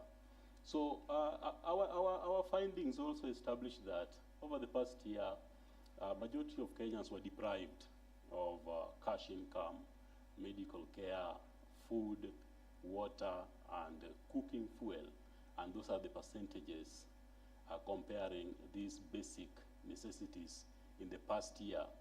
And according to our data, you see that when it comes to cash income, 47% felt that many times or always they are going without cash income. When you look at the medical care, the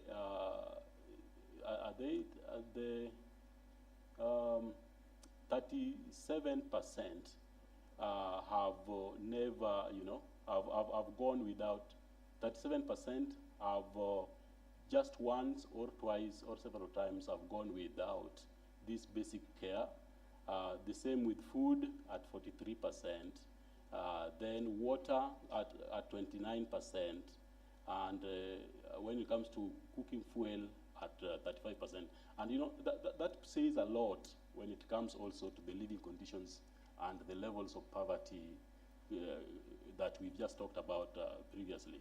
So this deprivation when it comes to this access to basic necessities in the past year. That's actually from January to 2021. around November 2020 to 2021 November. So what are the personal experiences of poverty? You know, people usually say that your poverty might not be my poverty and all that. So we went ahead and tested and asked people over the past year, how often, if ever, have you or anyone in your family gone without enough food to eat, enough clean water for home use, medicine or medical treatment, enough well to cook your food, and cash income? And using those, we tended to map the personal experiences of Kenyans that were interviewed, or the sample size that we selected, and that is the outcome. That is the data there, going back to perhaps like 4 years or 4 years ago, from 2016, 2019 to 2021.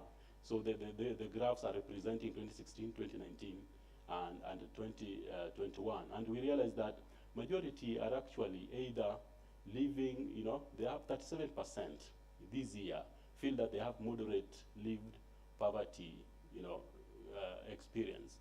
And the 22% feel that they have high lived poverty line experience, and 36% in 2019 had low lived poverty experience. So generally Kenyans, majority of them are either living moderate or low lived poverty experience, especially in 2021.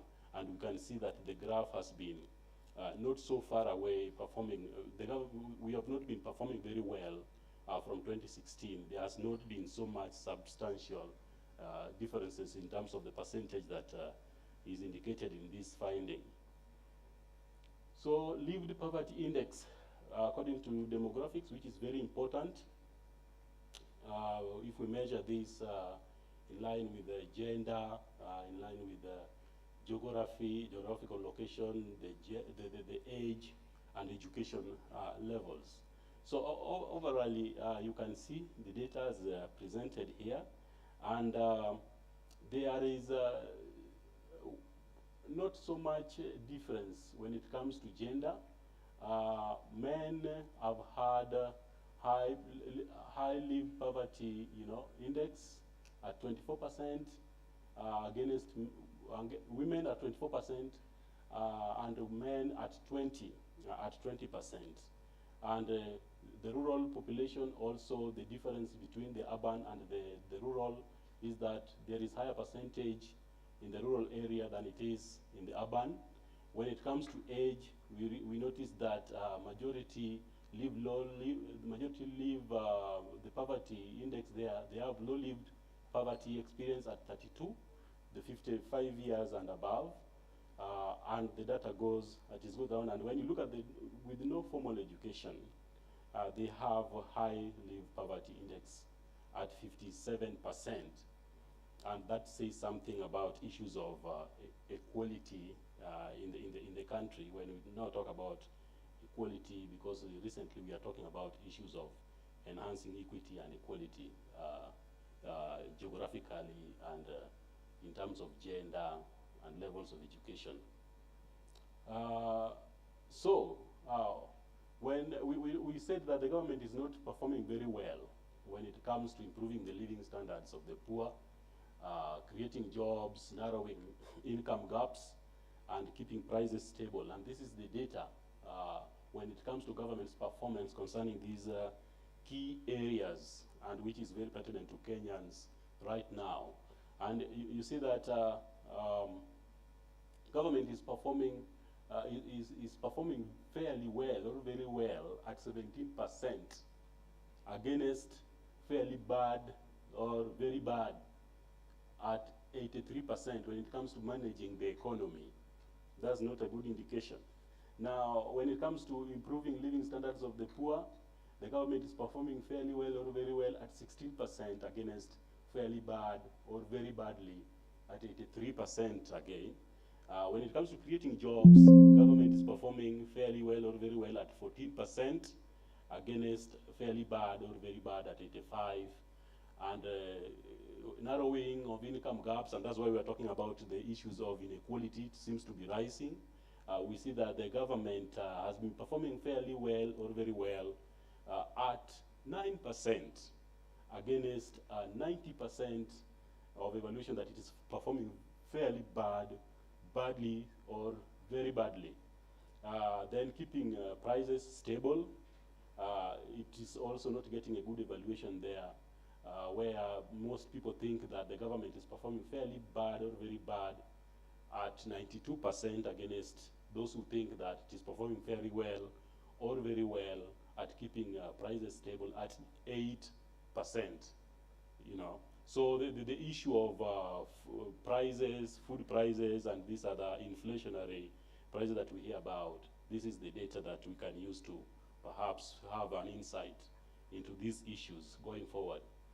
There has been a lot of talk about the relationship between Kenya and other countries, donors, and this is what Kenyans think about it. So we started by looking at the influence of China. China's influence, its economic activities in Kenya.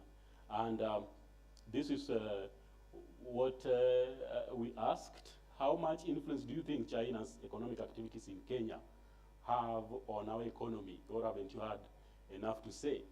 And this is what Kenyans stated, that at 51% they think that there's a lot of influence on China's activities in Kenya. Some influence at 24%. Yes, a little influence at 9%, none at 14%, 12% did not know. So we really need also to engage Kenyans more to understand these relations and what impacts they might have on our economy going forward. Now, that is in as far as China's influence is concerned in Kenya. So it seems that most Kenyans feel that China has a lot of influence in our economic activities, or its activities on our economy. Then we looked at also other major development partners for Kenya, and this is United States and Japan. China we've already seen. Now, comparatively, when it comes to the influence of China, US, and Japan, because these are key development partners that we have in Kenya. And this is what Kenyans think when it comes to the influence of each of the following countries that we've talked about on Kenya. If it is positive or mostly negative, or, you know, that's how they evaluated them. And when it comes to the United States, most people thought at 57%, they say that somewhat positive or very positive when we talk about the influence of United States in Kenya. Most people gave United States a positive evaluation when it comes to its influences in Kenya. 9%, although thought that it is neither positive nor negative. 12% thought that it was somewhat negative or very negative, and 12% did not know. China was number 2 in that evaluation, with 54% of those who thought that it was somewhat positive or very positive. 7% were thought that it is neither positive nor negative. 11% said it was somewhat negative or very negative, and 41%, no, I've confused there. It is 7% who said it is neither positive nor neither positive nor negative. 25% somewhat negative or very negative. 13% didn't know. Now, Japan, some said it was somewhat positive or very positive. 9% neither positive nor 9% neither positive nor negative, and 11% thought that it was somewhat negative or very positive, and 41% didn't know. So it means that there is a lot of visibility crisis with the Japanese foreign aid that we need to also address so that we can evaluate it properly. It is not that there are a lot of factors that might have influenced that. Perhaps it's because of the level of engagement and the visibility of the activities and the national, national politics, the extent to which the national politics surrounds political narratives that surround those particular aid engagements. So we went further and looked now. Now that Japan seems to be having a lot of majority of people either don't know, or when it comes to how they operate, it seems that knowledge is not very clear. So does Japan give loans or development support to the Kenyan government? To your knowledge, does Japan give loans or development assistance to our country's government, or haven't you had a chance to hear about this? And this is what they thought about that question. So 34% said no. 43% said they don't know. Very interesting. And 23% said yes.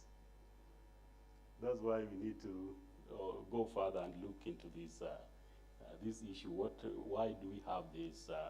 While we know Japan also does a lot in the country. So donor loan requirements, comparing Japan and other donors. So this is what we have in comparison to other donors. And we ask that question, when the government of Japan gives loans or development assistance to Kenyans, do you think they put more requirements or fewer requirements on our government compared to other countries? So we are looking the extent to which aid conditionalities, measuring the aid conditionalities vis-a-vis others, or with regard to this foreign aid. And this is what Kenyans said. 40% say that there were somewhat fewer or far fewer requirements attached to Japanese loan. 20% said that there are about the same number of requirements. 24% said there's somewhat more or many more requirements, and 16% didn't know. So these are the conclusions from this presentation. The countries seem to be going to the wrong direction, but many Kenyans are seeing prospects for economic improvement in the next 12 months. The largest number of Kenyans fall within the low-lived poverty and moderate-lived poverty categories. While donors' economic and political influence is widely seen as positive, significant proportions also see China's influence as negative and profess ignorance regarding Japan's influence in the country. There are a lot of more debates that we can have based on this data, and we encourage that going forward. Thank you very much for your time.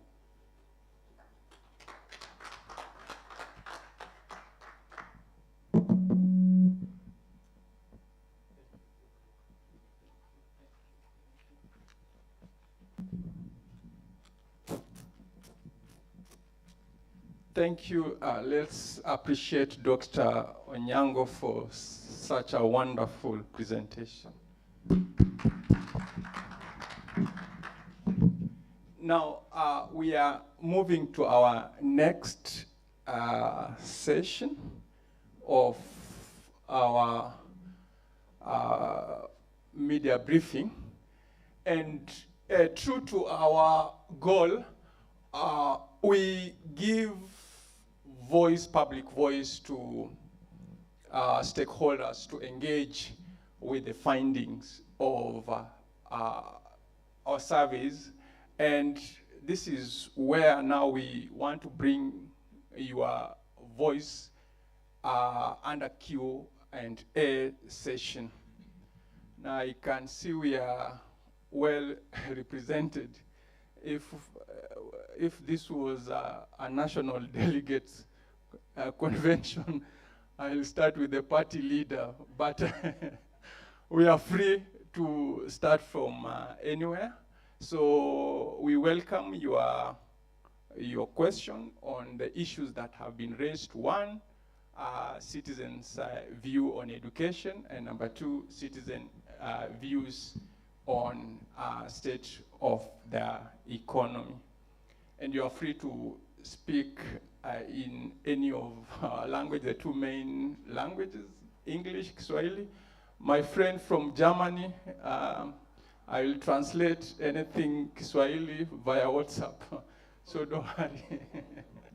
All right, so where are we? Okay, thank you. Simon? Thank you so much. My name is Moses Muridi from University of Nairobi.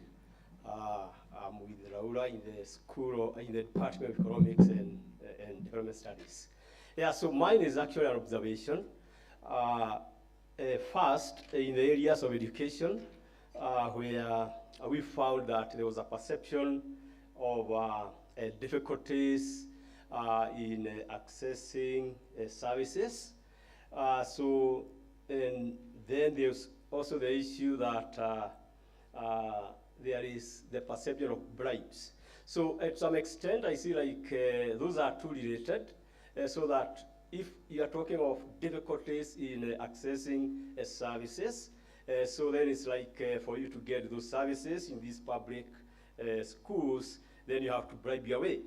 So to some extent, maybe I see that like those are two related areas, and maybe in terms of explanation, maybe that could be a perception that is driven by that, the bribe issue, because I believe you did not probe what type of bribe. But maybe this could be like you need to give some teachers some incentives in the public schools, maybe to tutor your kids in some kind of informal way. So maybe that could be the kind of bribe that perhaps this perception was on. So that was one of my observations in terms of education. So when we come to Onyango, that is areas of economics. Yeah, so again, I see another related issue here. When you talk of the shock of 2008, or what you call the disruption. So we have a disruption in 2008, and then perception is that we are not doing very well. Then we come to 2021, and again we have another shock of COVID. So which means that again it's like the perception of shock drives people to think that perhaps they are not doing very well economically. So those are my two observations in this in there. Thank you.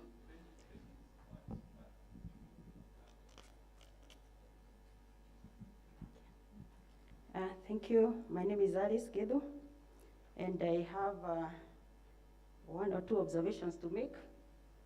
And I'll make, starting with the one of education, then maybe later on something about on the economy. The ease of obtaining services. There is a perceived difficulty in this. And I'm wondering what the definition of services in this study was. What services? Because when we talk of the respondents talking of having to pay bribes, the only time I imagine that they pay bribes is when they are looking for opportunities to join, say secondary school or even primary school. So what services did you have in mind? In other words, how do you define or operationalize services in your study? The other one is on the competence-based curriculum, where we talk of improving education. I was a bit confused on how we would measure that education has been improved.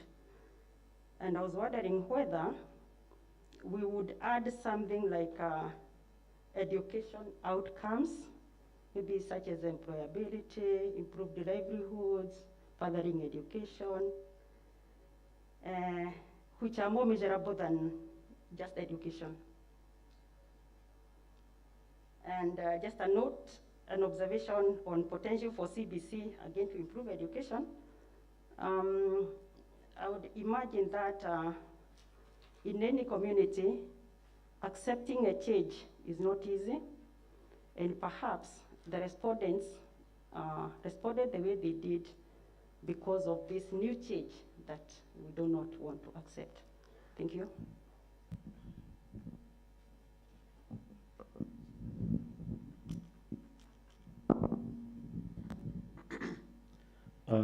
James Wanzala from the Standard newspaper. Thank you, my immediate delegate, for asking one of the questions that I had thought about on the kind of services that were being sought. And on the same, I will also ask, why was it difficult to get those services? I know the reason, there is that issue of giving bribes, but why was it difficult? So another question on education still is on the issue of quality. I think it's not a question, it's an observation. I wish you incorporated the issue of access to education, because it's an issue. Accessibility. And on economy, a question on 24% who said the economy is going to the right direction. I would like to know what were the reasons for that. Thank you.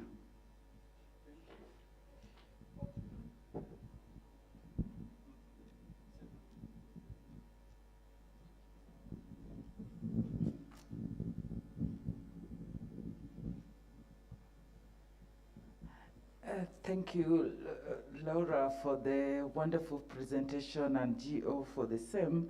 I must commend the good work that you've done in just putting all this together. I'm just following up on the questions that have been raised by Alice and a colleague on the other table in regards to education. And this is just a comment, not to underscore the level of research that has gone into place. I know how hard it has come by. But I wanted to just comment on two things. One, after helping us to understand what kind of services that the parents or the stakeholders found difficult in accessing in these public schools, perhaps then it would have been easier if the research findings also categorized the age brackets or some bio about the categories of these parents, or were they young parents or the older parents? Who are this category of people who struggle to get services in schools? And what were these services? Was it during admission, at the beginning of the term, at the middle, or at the end, or during COVID times? And if it is gifts, is it gifts because you want your child to perform well during the CBC? Because we are aware of what parents are involved in during this CBC period and transition. And as much as the citizens feel that it's one of those options that is going to enhance education, we are yet to see that, because it's a new system that has just come. So it is very, at this stage, it is very hard to say that CBC is doing something. We are yet to know, but we are hoping that somebody said Kenya, we are very optimistic citizens. We are, that is going to do something. So just to wind up, maybe parameters on the age brackets that you were struggling to get services, and then definition of the services would really help us to get to the bottom of this. Thank you.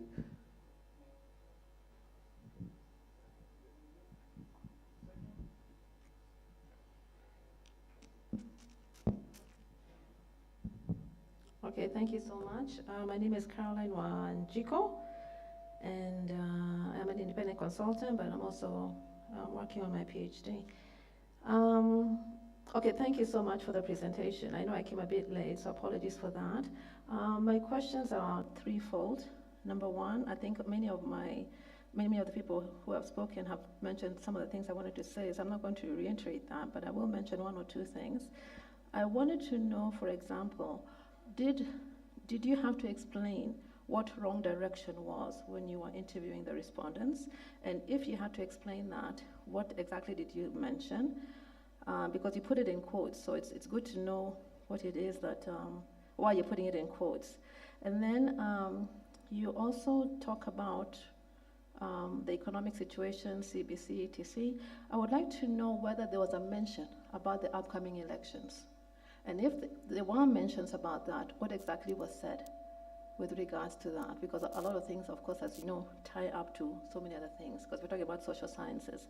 And then last but not least, I want to know whether Now, in addition to question number 2, whether there were other issues that came up when you are addressing the core issues or the core questions. So, for example, if you're talking about the economy, etc., were there other underlying issues that came up? And if there were, could you list them in terms of 1, 2, 3? So, underlying issues, whether the upcoming elections was mentioned, if it was mentioned, exactly what was mentioned, and whether you had to define what wrong direction was at the beginning of your interviews. Thank you. And if you had to define it, what did you exactly say to them?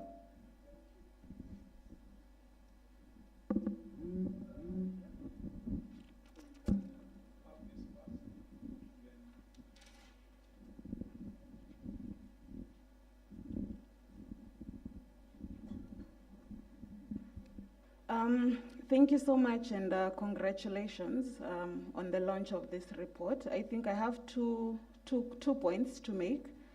The first one, I think one of the things that you were looking at was the impact of COVID-19 on Kenyans. And I'm wondering whether, so I didn't hear anything on the impact of COVID on education. And for a study this large scale, I'm really interested to know how COVID impacted education access and what you heard from Kenyans. And then the second thing was around the performance by government. So I saw an indication of a steady increase between 2014 to 2019, but then there was a drop between 2019 and 2021. What are some of the reasons for this drop? Is that information that you were able to find? I'd really be interested to see that. Thank you.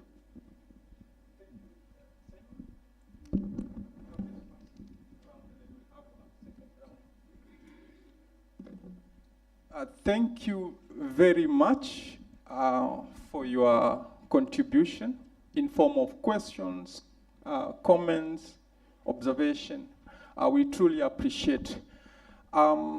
If I got all the questions, I'll just summarize before I hand over to presenters to respond. The question on access to education and a form of bribe. There was a question on the state of economy in 2008 versus 2021, variation in that. There was a question on definition of service, what services.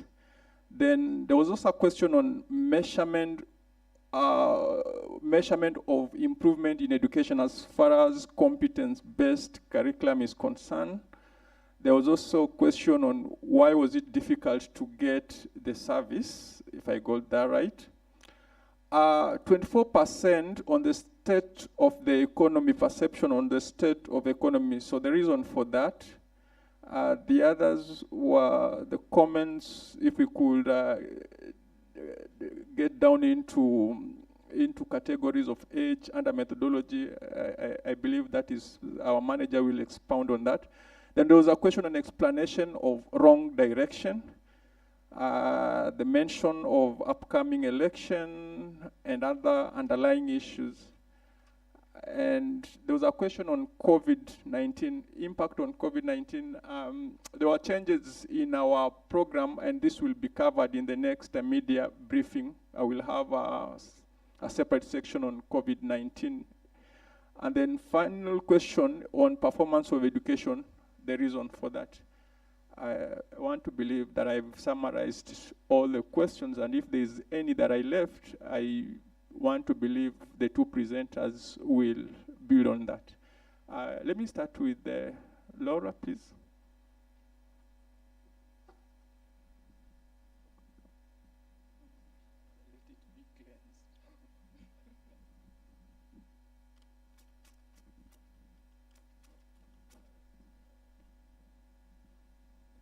Thank you. So those are interesting questions and points of thought as well.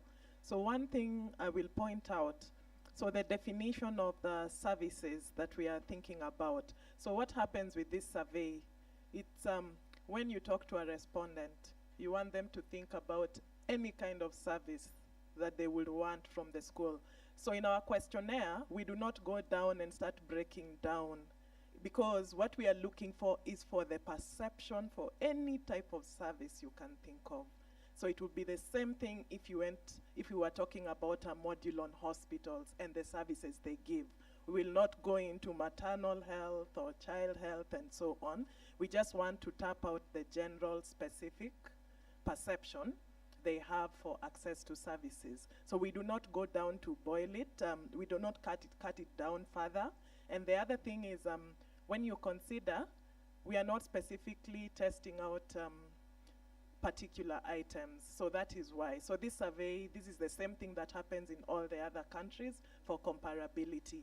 And it's also highly possible that the services or things we think about in Kenya are not the same in all the other 37 countries. So this is what harmonizes it and makes it uniform for us as researchers to be able to compare differences of perceptions between countries.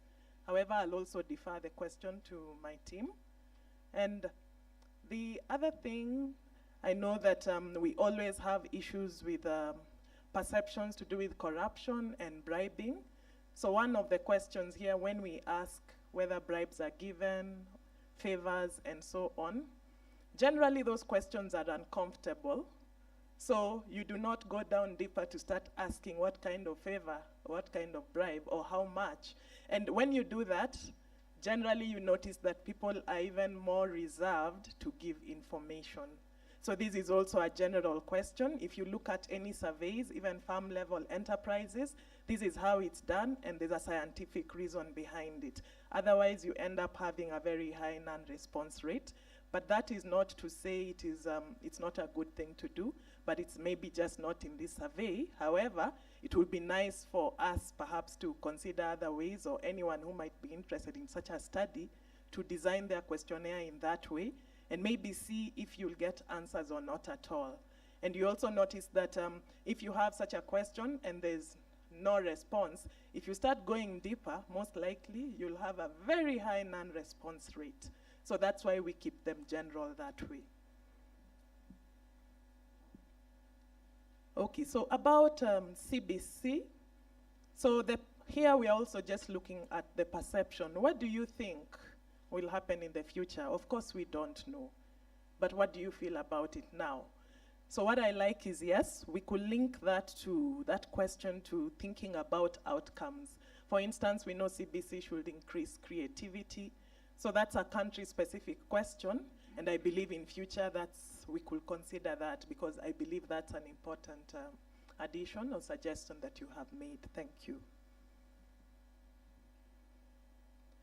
Yes, so I will not talk about the COVID-19 and access to education, but I can assure you that once this is discussed, it's actually possible for us to tap out any relationships. So we are just going module by module. And I know there's someone else who talked about electoral systems and so on. That's what we did last time. So that's why it's not been covered now. However, that information is publicly available on the Afrobarometer website if you want to check. So I know I might have left out something, but I will defer to my team to assist me. Thank you.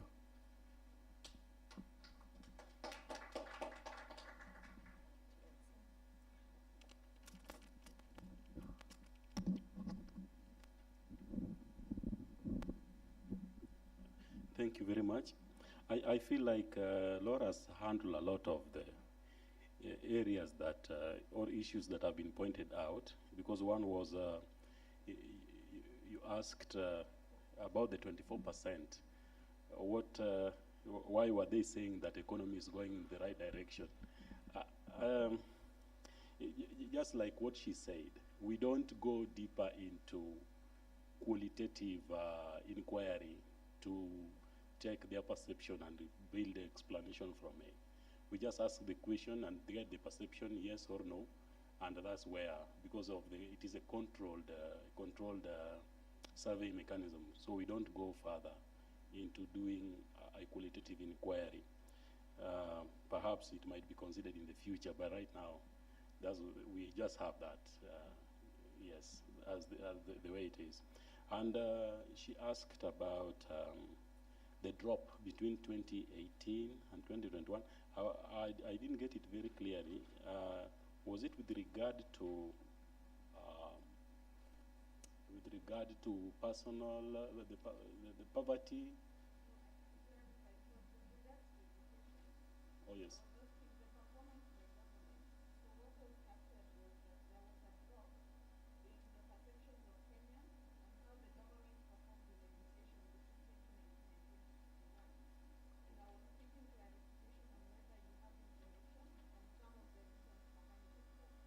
Oh, okay. I think she's explained. We just get the perception, and I will divide back also to PK to give clarifications on that as well. Right. I guess I've handled all of them. Is it? Or I'll give the mic to PK to also respond to some of them. Prof, would you? Yes, Abel. Thank you so much. I think there was a single item, if I'm not wrong, which was asking if it is possible to have the data disaggregated by gender and also by age, I think. And the response is yes. All these variables that we are discussing here, we are capable of disaggregating this by location, by gender, by age, and that can actually be made available. What we do not do, although it is doable, but we still do not do it, is that we do not disaggregate by county. It would be of interest that we know how some of these variables play out across the various countries, to be able to compare how the counties are doing. Unfortunately, we limit ourselves to the analysis at the national level because this is a population-based, sampling-based survey, and we know that our different counties have different population numbers. So if we go down, sometimes we may tend to end up with very larger margins of error. But for counties like Nairobi, Kiambu, Kakamega that have sizable numbers in the sample, those kind of disaggregations are possible. Thanks. Thank you very much. If you allow Prof? me just to elaborate on a few of the comments that have been raised. And thank you very much. These are quite useful comments. And as we say that a national perception survey has limitation in terms of the detail that you can go into on a particular issue, because it would mean you ask for reason for almost every question to every person, and that may not be doable, may not give us comparable data. When you say that economy is going in the wrong direction, perhaps I'm using the cash income angle, someone else may be using a governance issue, and therefore all these point to the management of the economy, but we do not go into details of asking how each and every person giving the reason for. And if we do our research methodology, it's also to point to the direction so that interested parties, say our colleagues who are working on issues of education, can now use this data to do nosedive studies that deal only with education, where we can do more qualitative analysis or more qualitative data to find out the reasoning behind that. So that is what we do, and we don't go defining, even if it's a service, to say what service or what bribe did you give. We try to limit that by just wanting or leaving it at that level, so that whichever indicator you're using of a gift or a bribe can be consolidated to give us a national view. It is very true that if you look at the economic performance in the country, elections do have a position to play. And you can see that many times when we had election coming about, the margin or the trend was downward.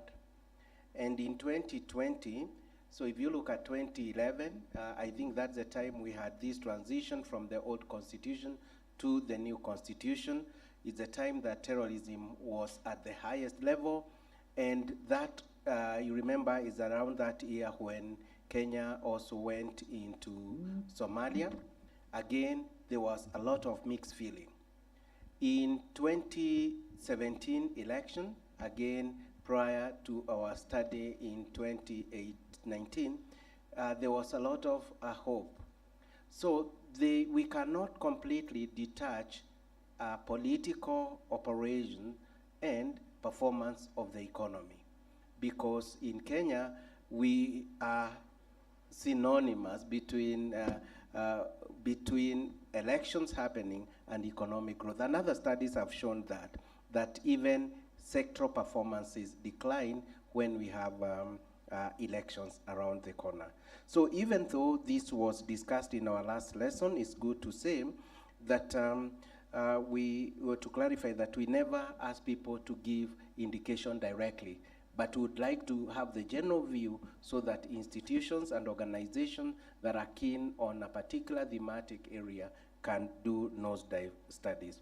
So thank you for the question of the categories of parents. Again, because of the margin of error, we may not disaggregate to know which parent, but we can do that either by gender, by age, by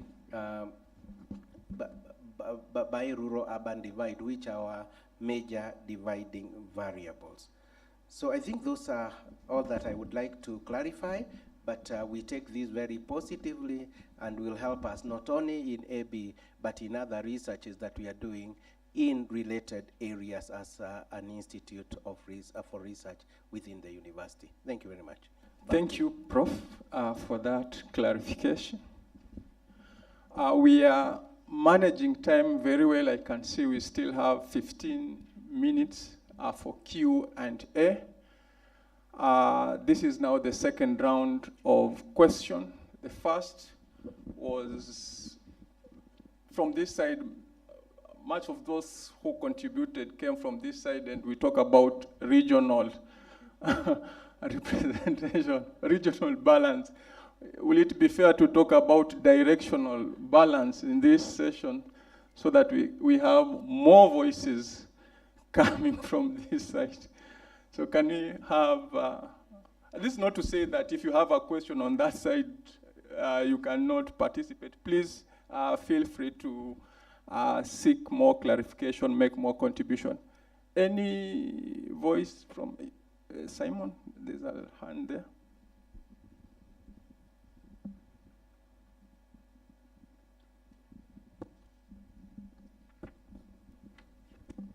Good afternoon, everyone. My name is Liz from Toto News. I'd just like to ask if, in relation to education, especially CBC and the aspect of proximity to schools, I'd just like to ask from a children's perspective, were you able to ask children what their views were on the CBC, how they're being affected by it, and also the issue of proximity to schools, how does it affect children? Are you able to engage children in some of these issues? And if not, are you planning in future to engage children on some of these issues that directly affect them? Thank you.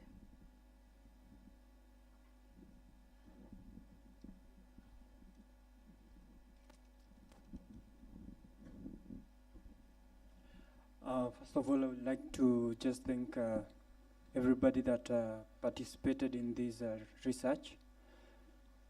And my question was actually based on what she just asked, but I would also want a different opinion on if you were able to talk to the teachers who are taking students in this CBC program, because it would also be nice to have their views on the program, basically based on how they are undertaking the program and how they feel, or how they feel that the program should go on.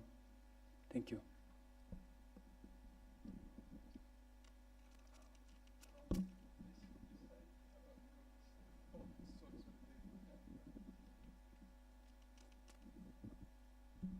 Thank you so much, Oscar. Thank you. Okay, my name is Saida Knowles from Zalendo Trust. We monitor parliaments across Kenya and region, Africa. So I'm really happy to see really Africa on board, Margaret being here. I can remember last year we did conduct a research on parliamentary legacy and education, just trying to understand the legacy of Kenya's parliament, and of course our president being a champion of education and being recognized worldwide for that.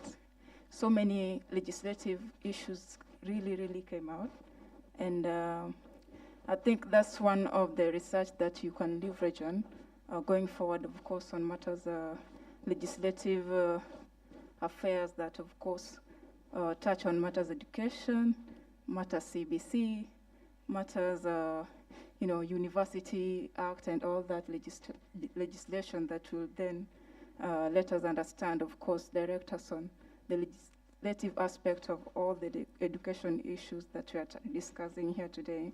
So it's a Kenya legacy, well, the legacy of Kenya's parliament. It's a 10-year parliamentary research that we did conduct, and it's a lot of information that we can just analyze and digest going forward in terms of course, understanding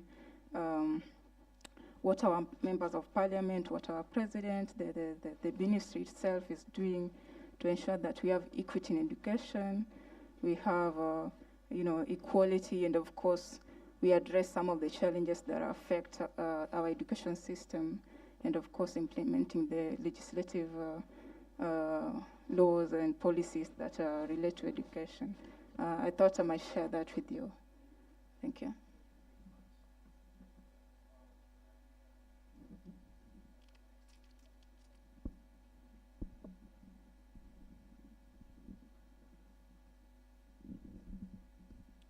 Thank you so much. My name is Mary Ojwang, and looking at the structure of this study, it focuses specifically on formal education. I'm interested to know if you would consider the aspect of informal education, and based on formal education, did you integrate further to analysis of access to primary education, secondary education, or higher learning institutions and universities and advanced education? Thank you.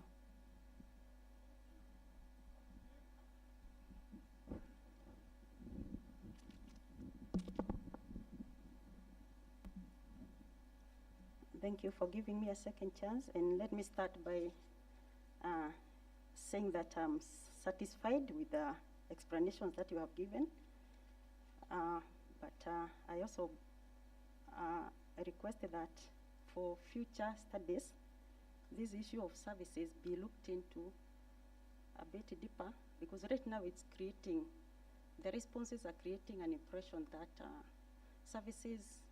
educational services in Kenya are not free, or not free. You have to pay something in one way or another. So I would suggest that maybe you break it down into two, maybe before or at the entrance level, and then when a child is in school, for future studies. My other comments are on the economic part of it. First of all, I appreciate the good work done by the team in both areas. And I noted two things. One, I can't remember which slide, but there was something on going without basic necessities. So under the responses, we have, I noted something like twice, several times category, figure 4, and then after that, many times and several times. So relook those categories again. Twice, several times. Just once or twice, stroke several times. Then many times or always. Look at the several times and the many times, or maybe if you explain to me what it means, maybe. Yeah, okay. Then the final one, I was just wondering, it's on the loan requirements or the conditionalities. I was just thinking that this was a bit too technical. Not many people, especially in the rural area, will know that there are own requirements of conditionalities. But again, since this is a standard tool you're using, I won't blame you on this, but for future surveys, you can look at improving on this. Thank you very much. Otherwise, congratulations for a job well done.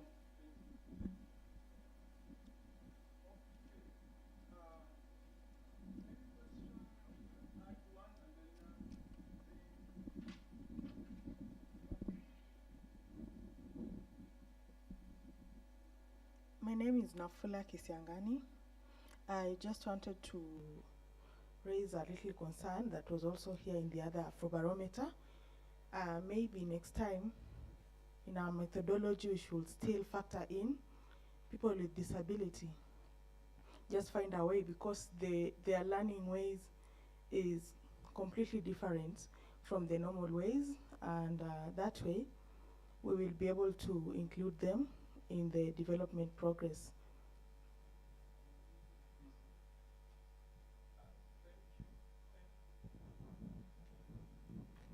Thank you once again for your contributions in form of questions, comments, suggestions.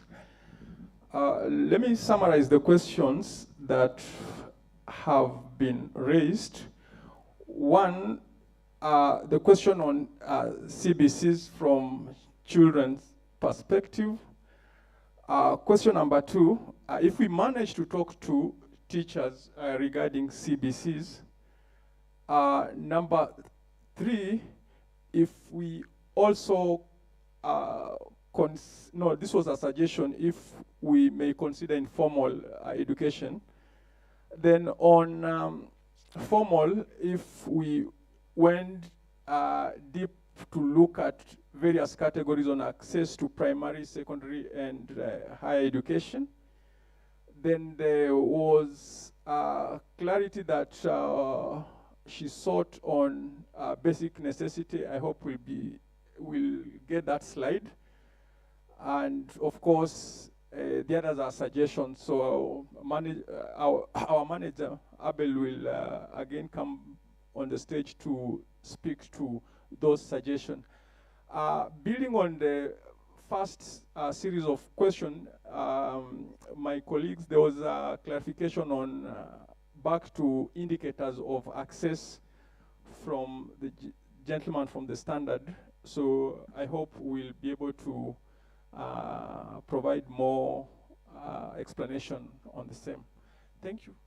Welcome, Laura.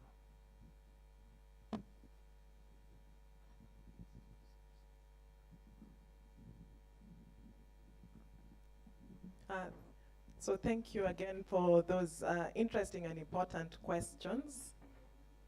So one of the things that is interesting is looking at the perception on CBC and proximity to school.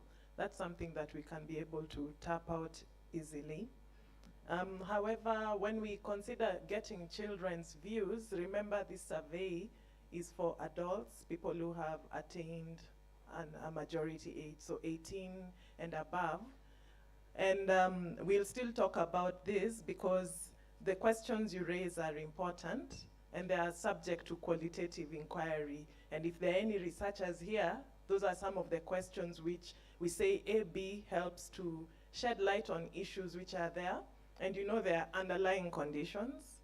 So it will be important for them to be checked out. However, for now, that is not our mandate. For us, it is to show the big picture, then others can dig deeper, or even we ourselves, but on a different agenda.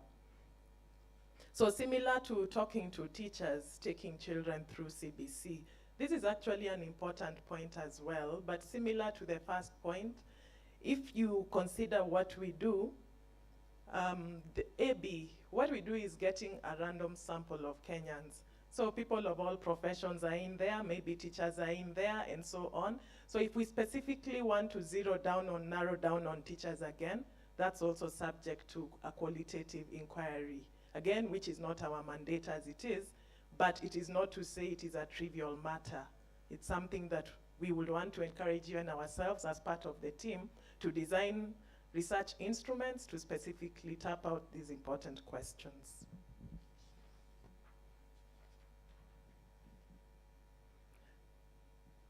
So we've also heard that it's important to look at matters of equity in education.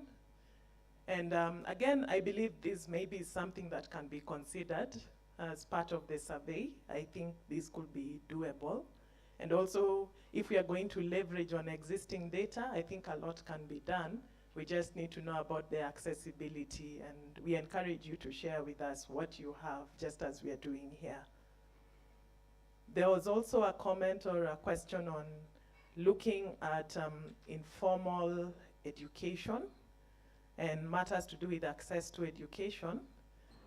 So that is something that could be considered, but it also depends on the policies other countries have. Is it common across all the countries that Afrobarometer covers? Because that also determines what we do. However, if it's important for our question, it's very possible for our country, for us to include it as a country-specific question, so that if it is of importance, that will be considered. And in general, so while we've talked about thinking of issues of breaking down that data to primary school, looking at access to services in secondary schools, post-secondary school, while that is important, it's also important for us to remember that the government focuses on basic education for one major reason. That is the one point where human capital development works. So having basic primary education is what is important. And it's true, as you think about it further, if you're going to a public university, you will need to pay out of pocket or take loan. But you notice we have free primary education. It's now being taken up to free secondary school education. But generally, our policies will focus on the masses, and that is to do with primary education. Nevertheless, also if I consider it from a statistical point of view, if the question is asking whether you went to an institution, yes or no, we saw that 50% said they did.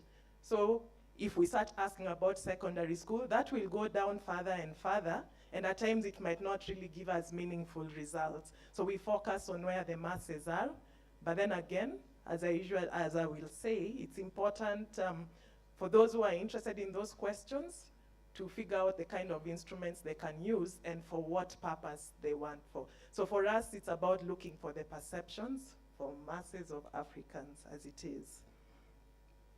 And so I'll conclude.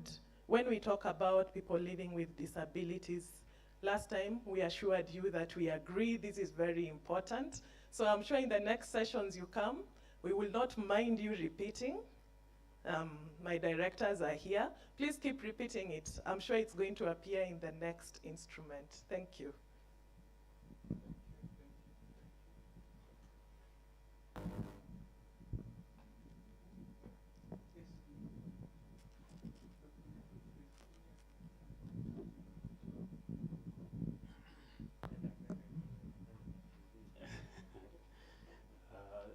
Thank you very much. It was the question that you are asking about going without basic necessities in the past year, I think so. And you are asking why we use this just once or twice or several times, many times, or always. It's something like that. Yeah, so I think it is put there to probe the frequency, the degree to which that particular phenomena is being experienced by the respondent. Yeah, I think the methodological team can say much about that. Yeah. Thanks. I just want to, so there are two items I want to respond to. I'm hoping one was already, the one she was asking about the children was responded to. But in design, we actually talk to 18 years and above, 18-year-olds. So we don't talk directly to children, although that can be a thematic, undertaking. A research is for purposes of what is needed, but for this particular assignment, we only talk to persons who are 18 years old. So to answer you directly, no, we did not talk to the children. And I think there was also a question which I think also probably responded to about if we specifically ask the teachers about these issues. And no, we did not, but I think as she has indicated, we do this generally in our eventual sample. Teachers can also be found within there, but we do not go out specifically to talk to the teachers to respond to these issues. Now, on the question on the LPI, I don't know how to explain this, but we have quite a number of ways of measuring poverty. We have the $1 a day. We have the World Bank. We have the households. What Afrobarometer has developed is a measure that takes into account. It's a measure of poverty that takes into account what we talked about here as the evaluations, the experiences of the ordinary person. So we go out to ask those ordinary people, how often have they gone without food in their households?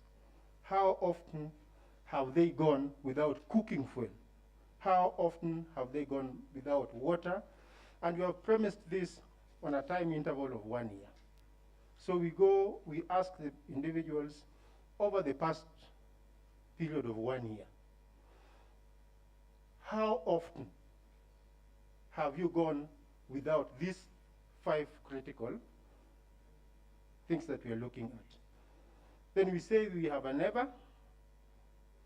This is the group that probably they just hear about people going without food, missing food. They have never experienced in the past 1 year. Then we have the category that is talking about once or twice.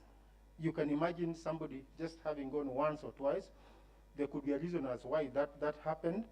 And then we have the group that it is a common occurrence. It is almost a common occurrence. And then we have the group that this is nearly the norm. This is what we are talking about many times and always. So these particular levels of measurement is what we find the average for these particular 5 variables. We do a computation. We call it the LPI, the Lived Poverty Index. It is an index that gives us the experience of the people, how they have experienced in these particular 5 variables. So when we do that, we eventually, in an index of between 0 and 1, we end up with those who have never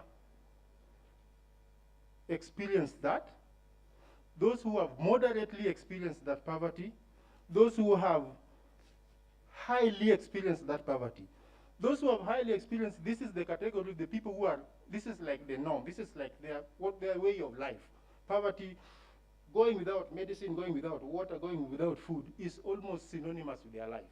But then the category that says that we have never, the low-lived poverty or no lived poverty at all, are the people who have never had, the experience of missing some of these basic necessities in their households. So this is a measure that has specifically been developed by Afrobarometer to be able to share out, to put out to policy persons that these are actually the experiences of poverty that people across the continent are experiencing. It may not be very easy it may be a more detailed, computation of that, but in general, this is how we compute or we explain that computation. But there is a way in which we carry out the analysis to find the averages to be able to, which we cannot do in this particular forum. Thanks. I hope that is helpful. But we are open for people who are interested in this particular kind of analysis. We can be of help in terms of understanding how this can actually be done in a much more deeper way. Thanks. Thank you, Abel, for that clarification on the methodology. Prof. Prof.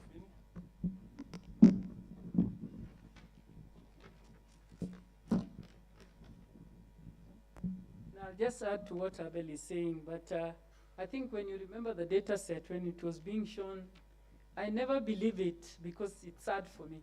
It showed that for the block of the last, is it almost 4 or 5 years, is less than 15% who have never experienced this lived poverty. So it means that different levels, but most of us are really facing the challenge. But what I wanted to contribute to add to this debate is what we do at this national aggregate level, where we just give people pathways and indicators. Like the questions that you've raised on education are so great, all those inputs. But now we normally call for further insights into different sectors, just like has been said by Baraza. We need further research now, like the questions you are asking. If, for example, if we were to talk to the teachers, we would really get further deeper insights into CBC. Even the children as being raised over here, we'll get more different strands. So for those who are intervening, because we touch a lot of sectors, almost all sectors of the economy in this data set. But this data set for me is normally a pointer. So if I was, for example, if I'm working in the sector of water, I would now maybe mobilize my sector like the way we have thematic sectors to search deeper, because this national survey is saying, hey, can we get deeper into understanding how we need to really dig deeper, like has been said. So I think the questions are very good, but there are just some of them that we don't just do by design, because it's an aggregate national survey. But in terms of urging you who are here and others who are out there to dig deeper into getting to really know the insights of CBC. Like if you see the CBC is 50s, that's the acceptance level, and then 40s. So we are really like still, we are not even at half-half. So there are quite a big population that still do not think that's the right way to go. So going ahead with this information, if you are in education, or our sisters and brothers at Kenya Institute of Curriculum Development, they would be very much interested in this, in digging deeper into understanding further. But at least I think it's a positive, maybe for Magoa, because at least it's almost breaking into half-half, as opposed to what some of us thought that it's close to really, really negative.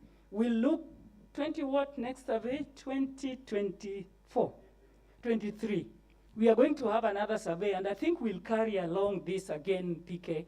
We need to carry this question along. We will see whether that feeling now is, people are accepting more or is getting worse. And that's the importance of this panel data, that we are able to look across and see how sectors are performing. But the details is to all of us, including at the university. A lot of our young students, like the ones sitting here, are digging deeper into some of these insights, going beyond the aggregates that we have. Thank you, Mayor. Thank you, Prof. Yes, that then brings us to the end of Q&A session. But I will really want to, we appreciate ourselves for such an engaging session.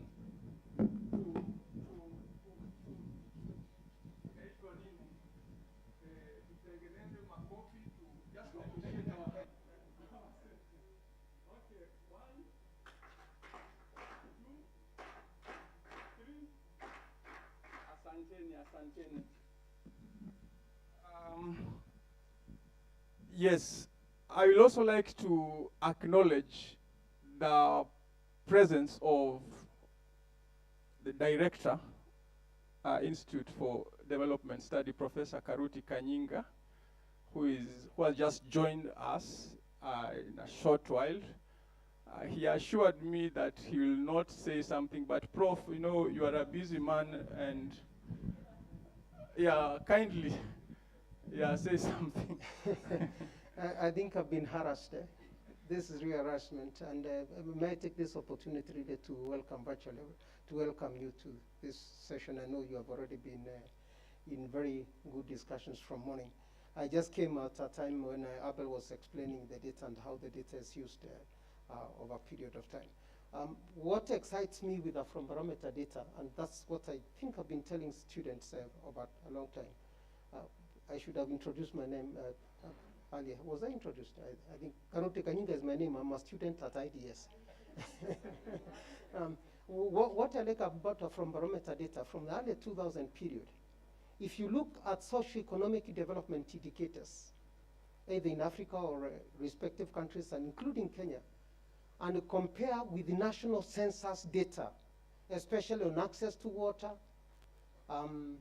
access to electricity, the demographic data, the biodata that is provided by Afrobarometer, tries actually to show whether Kenya is changing, whether Kenya has changed in the last 2 decades or not. And the best thing to do it is to look at the early Afrobarometer data, look at the number of people who want access to electricity, the number of people who want access to water. Postal services are the most interesting. You know, they have declined over the years. You know, and then I compared that also to the national census of 2009 and 2019, and realized actually you can learn a lot from both Afrobarometer in terms of people's perceptions and the actual national census about what is happening in rural Kenya and urban Kenya. And that's a story that students need really to explore and try to learn much about that. In fact, when I look at national census, we sometimes think that the Luyas are the people who have got the highest number of radios per capita. But they are not. I also thought the Luyas also have got the highest number of bicycles. They are not. I wouldn't say which community which county has got the highest per capita in terms of distribution of radios and bicycles. Check that one for yourself. If you don't get it, in that a minute I'll tell you. Thank you.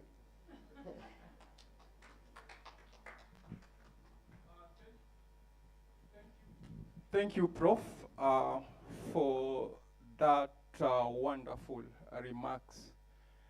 Now, we're now moving to the last session. This is closing remarks. I take this opportunity to welcome Professor Paul Kamau to make some observation.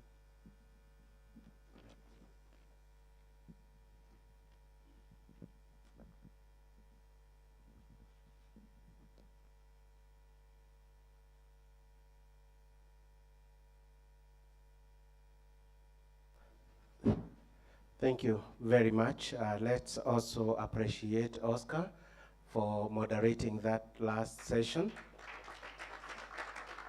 Thank you very much. I think the Q&A has been very engaging, and it talks to the importance of the AB work in our context, in the context of the country we live in, and how we can change things. Many times we believe, or people tend to believe, only policy or people who are elected as leaders can have a voice or can decide on our destiny. There's a lot that we can learn from people themselves. They have eyes, they have seen, they've tested, they've experienced governance and leadership in this country. So let's not be oblivious of the knowledge and their capability in shaping the direction of this economy. Today, since morning, we've had a very engaging session, and one is to appreciate what Afrobarometer has done in collecting views from 2,400 Kenyan citizens in very diverse areas. And today, our topic or our theme was on education and the state of the economy. It is very informative in a way that we are seeing a mixed feeling. When you look at both access, or when you look at the perception in terms of the surveys, room for giving incentive, how people feel treated, the rating of the governance, then governance or government in terms of performance in the education sector, give a lot of mixed feeling. And except for the young generation, we saw almost 50% divide between demographics. This tells us that we cannot sit and say everything is okay. We would need maybe more targeted studies to inform where we are, knowing very well the contribution of education. We are also talking of being able to access information to education. With our constitution that bestow a lot on public participation, our views being heard, and yet we see 50% don't participate in going to school or they feel their views will not be taken. That's a worrying trend. So again, an area that we need to look at. In terms of the new academic system, that's the CBC, again, the findings do show that we cannot call it as very significant score in terms of approval and rating for the CBC. It might be too soon, perhaps when we did this survey and when the curriculum is sinking into our mind, and perhaps the next round 10 of AB will give us other or different findings. Well, the results do show that about 52% think that CBC will improve the quality of education in Kenya. What informs that? Again, could be mixed feeling. Some think we are not spending too much on in school, perhaps in primary, in secondary, and general maybe euphoria about a new change. So again, in the terms of what areas does the Ministry of Education need to look at, is to sensitize, let more people get to speak about it, let there be sessions for engaging with public on what are intentions or where do we see this new curriculum going to. When it comes to economy, I think it's quite worrying to see that majority, almost 76% of the Kenyan thinking that the economy is not heading in the right direction. When we look at this data, again, mixed feeling. At the height of devolution, there was a strong feeling that things would get better, and perhaps that's why the 2014, 2016 were showing a lot of positivism. Now we are there, very pessimistic about the future. But I like, again, the Kenyan feeling that even though we're experiencing difficulties, we believe that next year, whether we'll go either way in terms of their political outcome, things are going to be better. Maybe if you ask in this room, it would be very different from the perception that Kenyans gave. There's a lot of discontent with the economic condition, the element of deprivation of basic necessities, which are important in determining our well-being. So in as much as maybe nationally we might appear doing better, our GDP may be growing at a higher rate, there are more fundamental issues that need to be looked at. If people cannot access adequate food, if people are still feeling they are deprived of cash income, then it's a clear indication that a lot need to be done. When you look at the economy, government is also rated very poorly in addressing economic challenges that Kenyans are facing at the moment. And whoever carries the day on August 9th, perhaps will be the one who will give us more hope. I like one time we were told that politics about giving hope, and after election you continue giving hope. So we need this hope as we go, and that's why we were talking about the two promises that are on the table, about the bottom up, about the cash transfers to the poor, but as long as they can improve the life of the Kenyans, maybe it's something to look forward to. So having said this, and not wanting to stand between ourselves and lunch, which I believe it's ready, we just want to appreciate the diversity of today's participation. We've seen a lot of us coming from media, and we don't take that for granted, that media houses are well represented in this briefing. we want to appreciate you all. I may not remember everyone, but we noticed that there's Media Max, there's Nation, Standard K24, Radio Africa, among many others. We really appreciate your time and the coverage. I was also to mention Total News and the University of Nairobi Media or TV. We are also seeing a high number of CSOs or civil society organization in the house. Again, those who are inclined towards the education sector, we really happy that you found time to be here. We had also expected maybe higher participation of policymakers. I must admit that we invited many of the government officials in the education sector, in treasury, but again, for a variety of reasons, we don't see a lot of representation, but we'll keep knocking.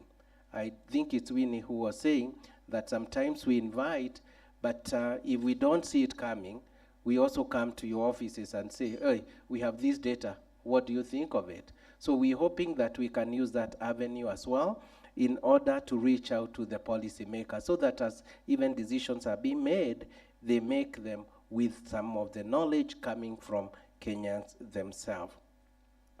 Allow me to also appreciate University of Nairobi for enabling us as a team to be able to carry out research while we are still working at the university, provision of necessary environment for this work to be done. We appreciate that support. The corporate affairs at the VC's office has been very instrumental. We forgot to say at the beginning that we are tweeting we are trending very well on social media, and we believe that we can keep tagging and tweeting what is going on. I think it's at Afrobarometer, UNBI. We had those tags that are going on. Winnie, I don't know, Abel, is it? Oh, where is Simon? Maybe you can remind us of the Twitter handles that are trending so that those of us who want to loop into that and also utilize that opportunity to make this debate go on. You can see what is going on in the social media so that we can keep this message going along. A minute to Simon to be able to put some of the key hashtags. Hi everyone. Hi. We are trending at Afrobarometer. So Afrobarometer, just like it's written at Afrobarometer. Then we are also trending at IDS-UoN. It's underscore ile ya chini. So next time tutaweka mapema, so please forgive us for today. So IDS underscore UoN. And then the last one is at University of Nairobi, which is. So these are the three handles that we are currently trending at, and then so you can go there and tweet and retweet and maybe make a comment, leave a comment, and then the hashtag is Afrobarometer University of Nairobi, Afrobarometer UNBI.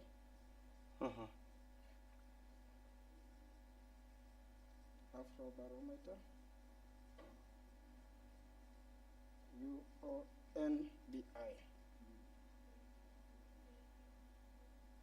KE.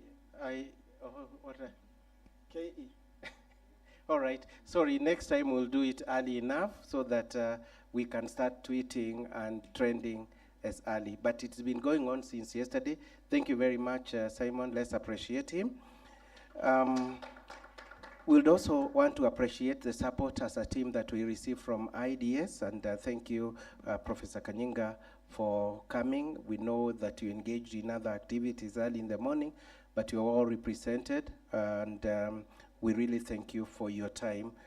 IDS is the host for both national partner and co-partner in Afrobarometer. So without the support that we are receiving from IDS, this work would be very difficult. Allow me to also appreciate that even though we are synced in IDS, the co-partner They are not available all the time the way they are to the Kenyan team. In the region, as you heard, they are managing in 11 countries around the Eastern and Southern African region, but we can confirm that we get more than 100% support from these teams. So Winnie, Abel, Sam, Simon, and Anne, we are truly grateful. We want to appreciate also the team of research assistants that we went round with collecting data. You could tell from presentation some of the hardship areas that the team, or hardship that the team had to endure in order to reach out to those enumeration areas that were far and detached from this Kenya that we know of. But nonetheless, we were able to collect the information last year. So for those who are here, please appreciate, accept our appreciation. All right, please let's appreciate the research team. Thank you very much. So finally, we will be coming back to you with the announcement of this third release, maybe in a month or so time, when we shall be addressing issues of health. This will come our way, and we hope that you can still spare time.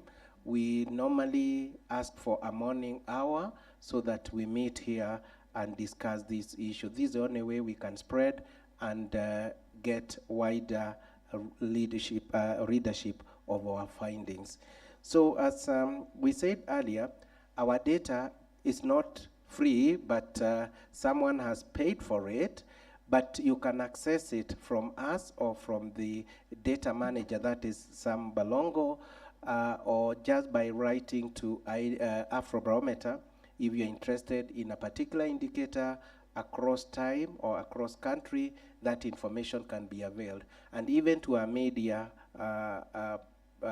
institution or media houses, in case there's any variable that you'd like us to run and give you some findings, as long as it's in that tool, the instrument that we presented earlier, you can request and we can give you some findings. Of course, with the caveat that our data relates to 2021.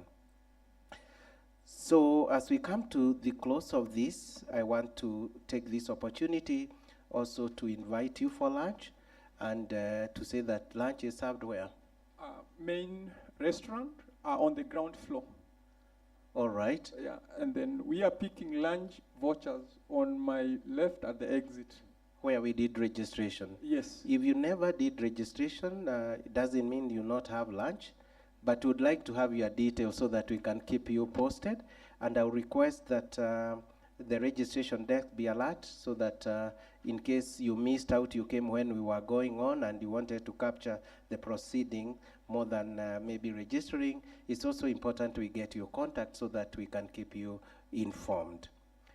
In terms of the press or the media, the research team will be available in case there are any questions that you'd like to get clarity on, you'd like to get more information, and we also have press releases that are available so that they can help you or assist in writing the stories which we hope that are going to find their way in our society so that we may not reach every corner, we may not reach all the people, but through you, we are able to be listened to, we are able to be read about, and that way we'll be creating an impact. So the research team is available for any specific question. So we might have a brief session with the press after this as we proceed for lunch. With those many remarks, once again, let's put our hands together for all of us for attending. 1, 2, 3. Thank you very, very much, and we look forward to seeing you in our next briefing session. Right? So we adjourn, go for lunch, and after lunch, you're free to disperse. Thank you very much.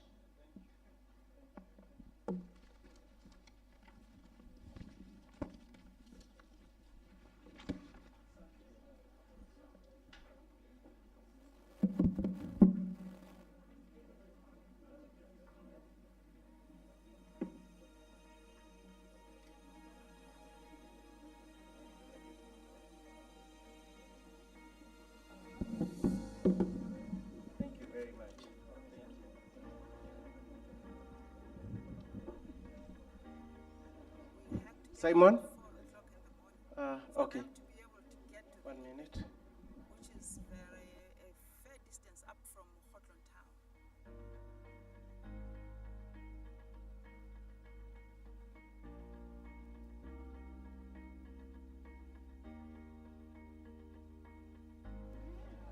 Hello. I would like the media team, all the journalists to remain behind so that we can have a 2-minute discussion before you leave, okay? Just now, before we go for lunch. We went to Hotland, which is in the northern part of the country. And it is the ecological zone, that is the mountains, is the highlands.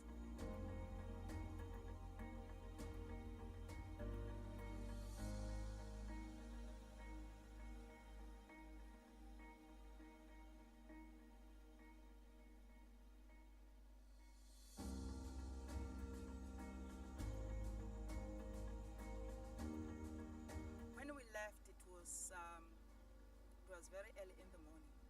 Yes, it was clear, but the day before there had been a lot of rain in the mountains.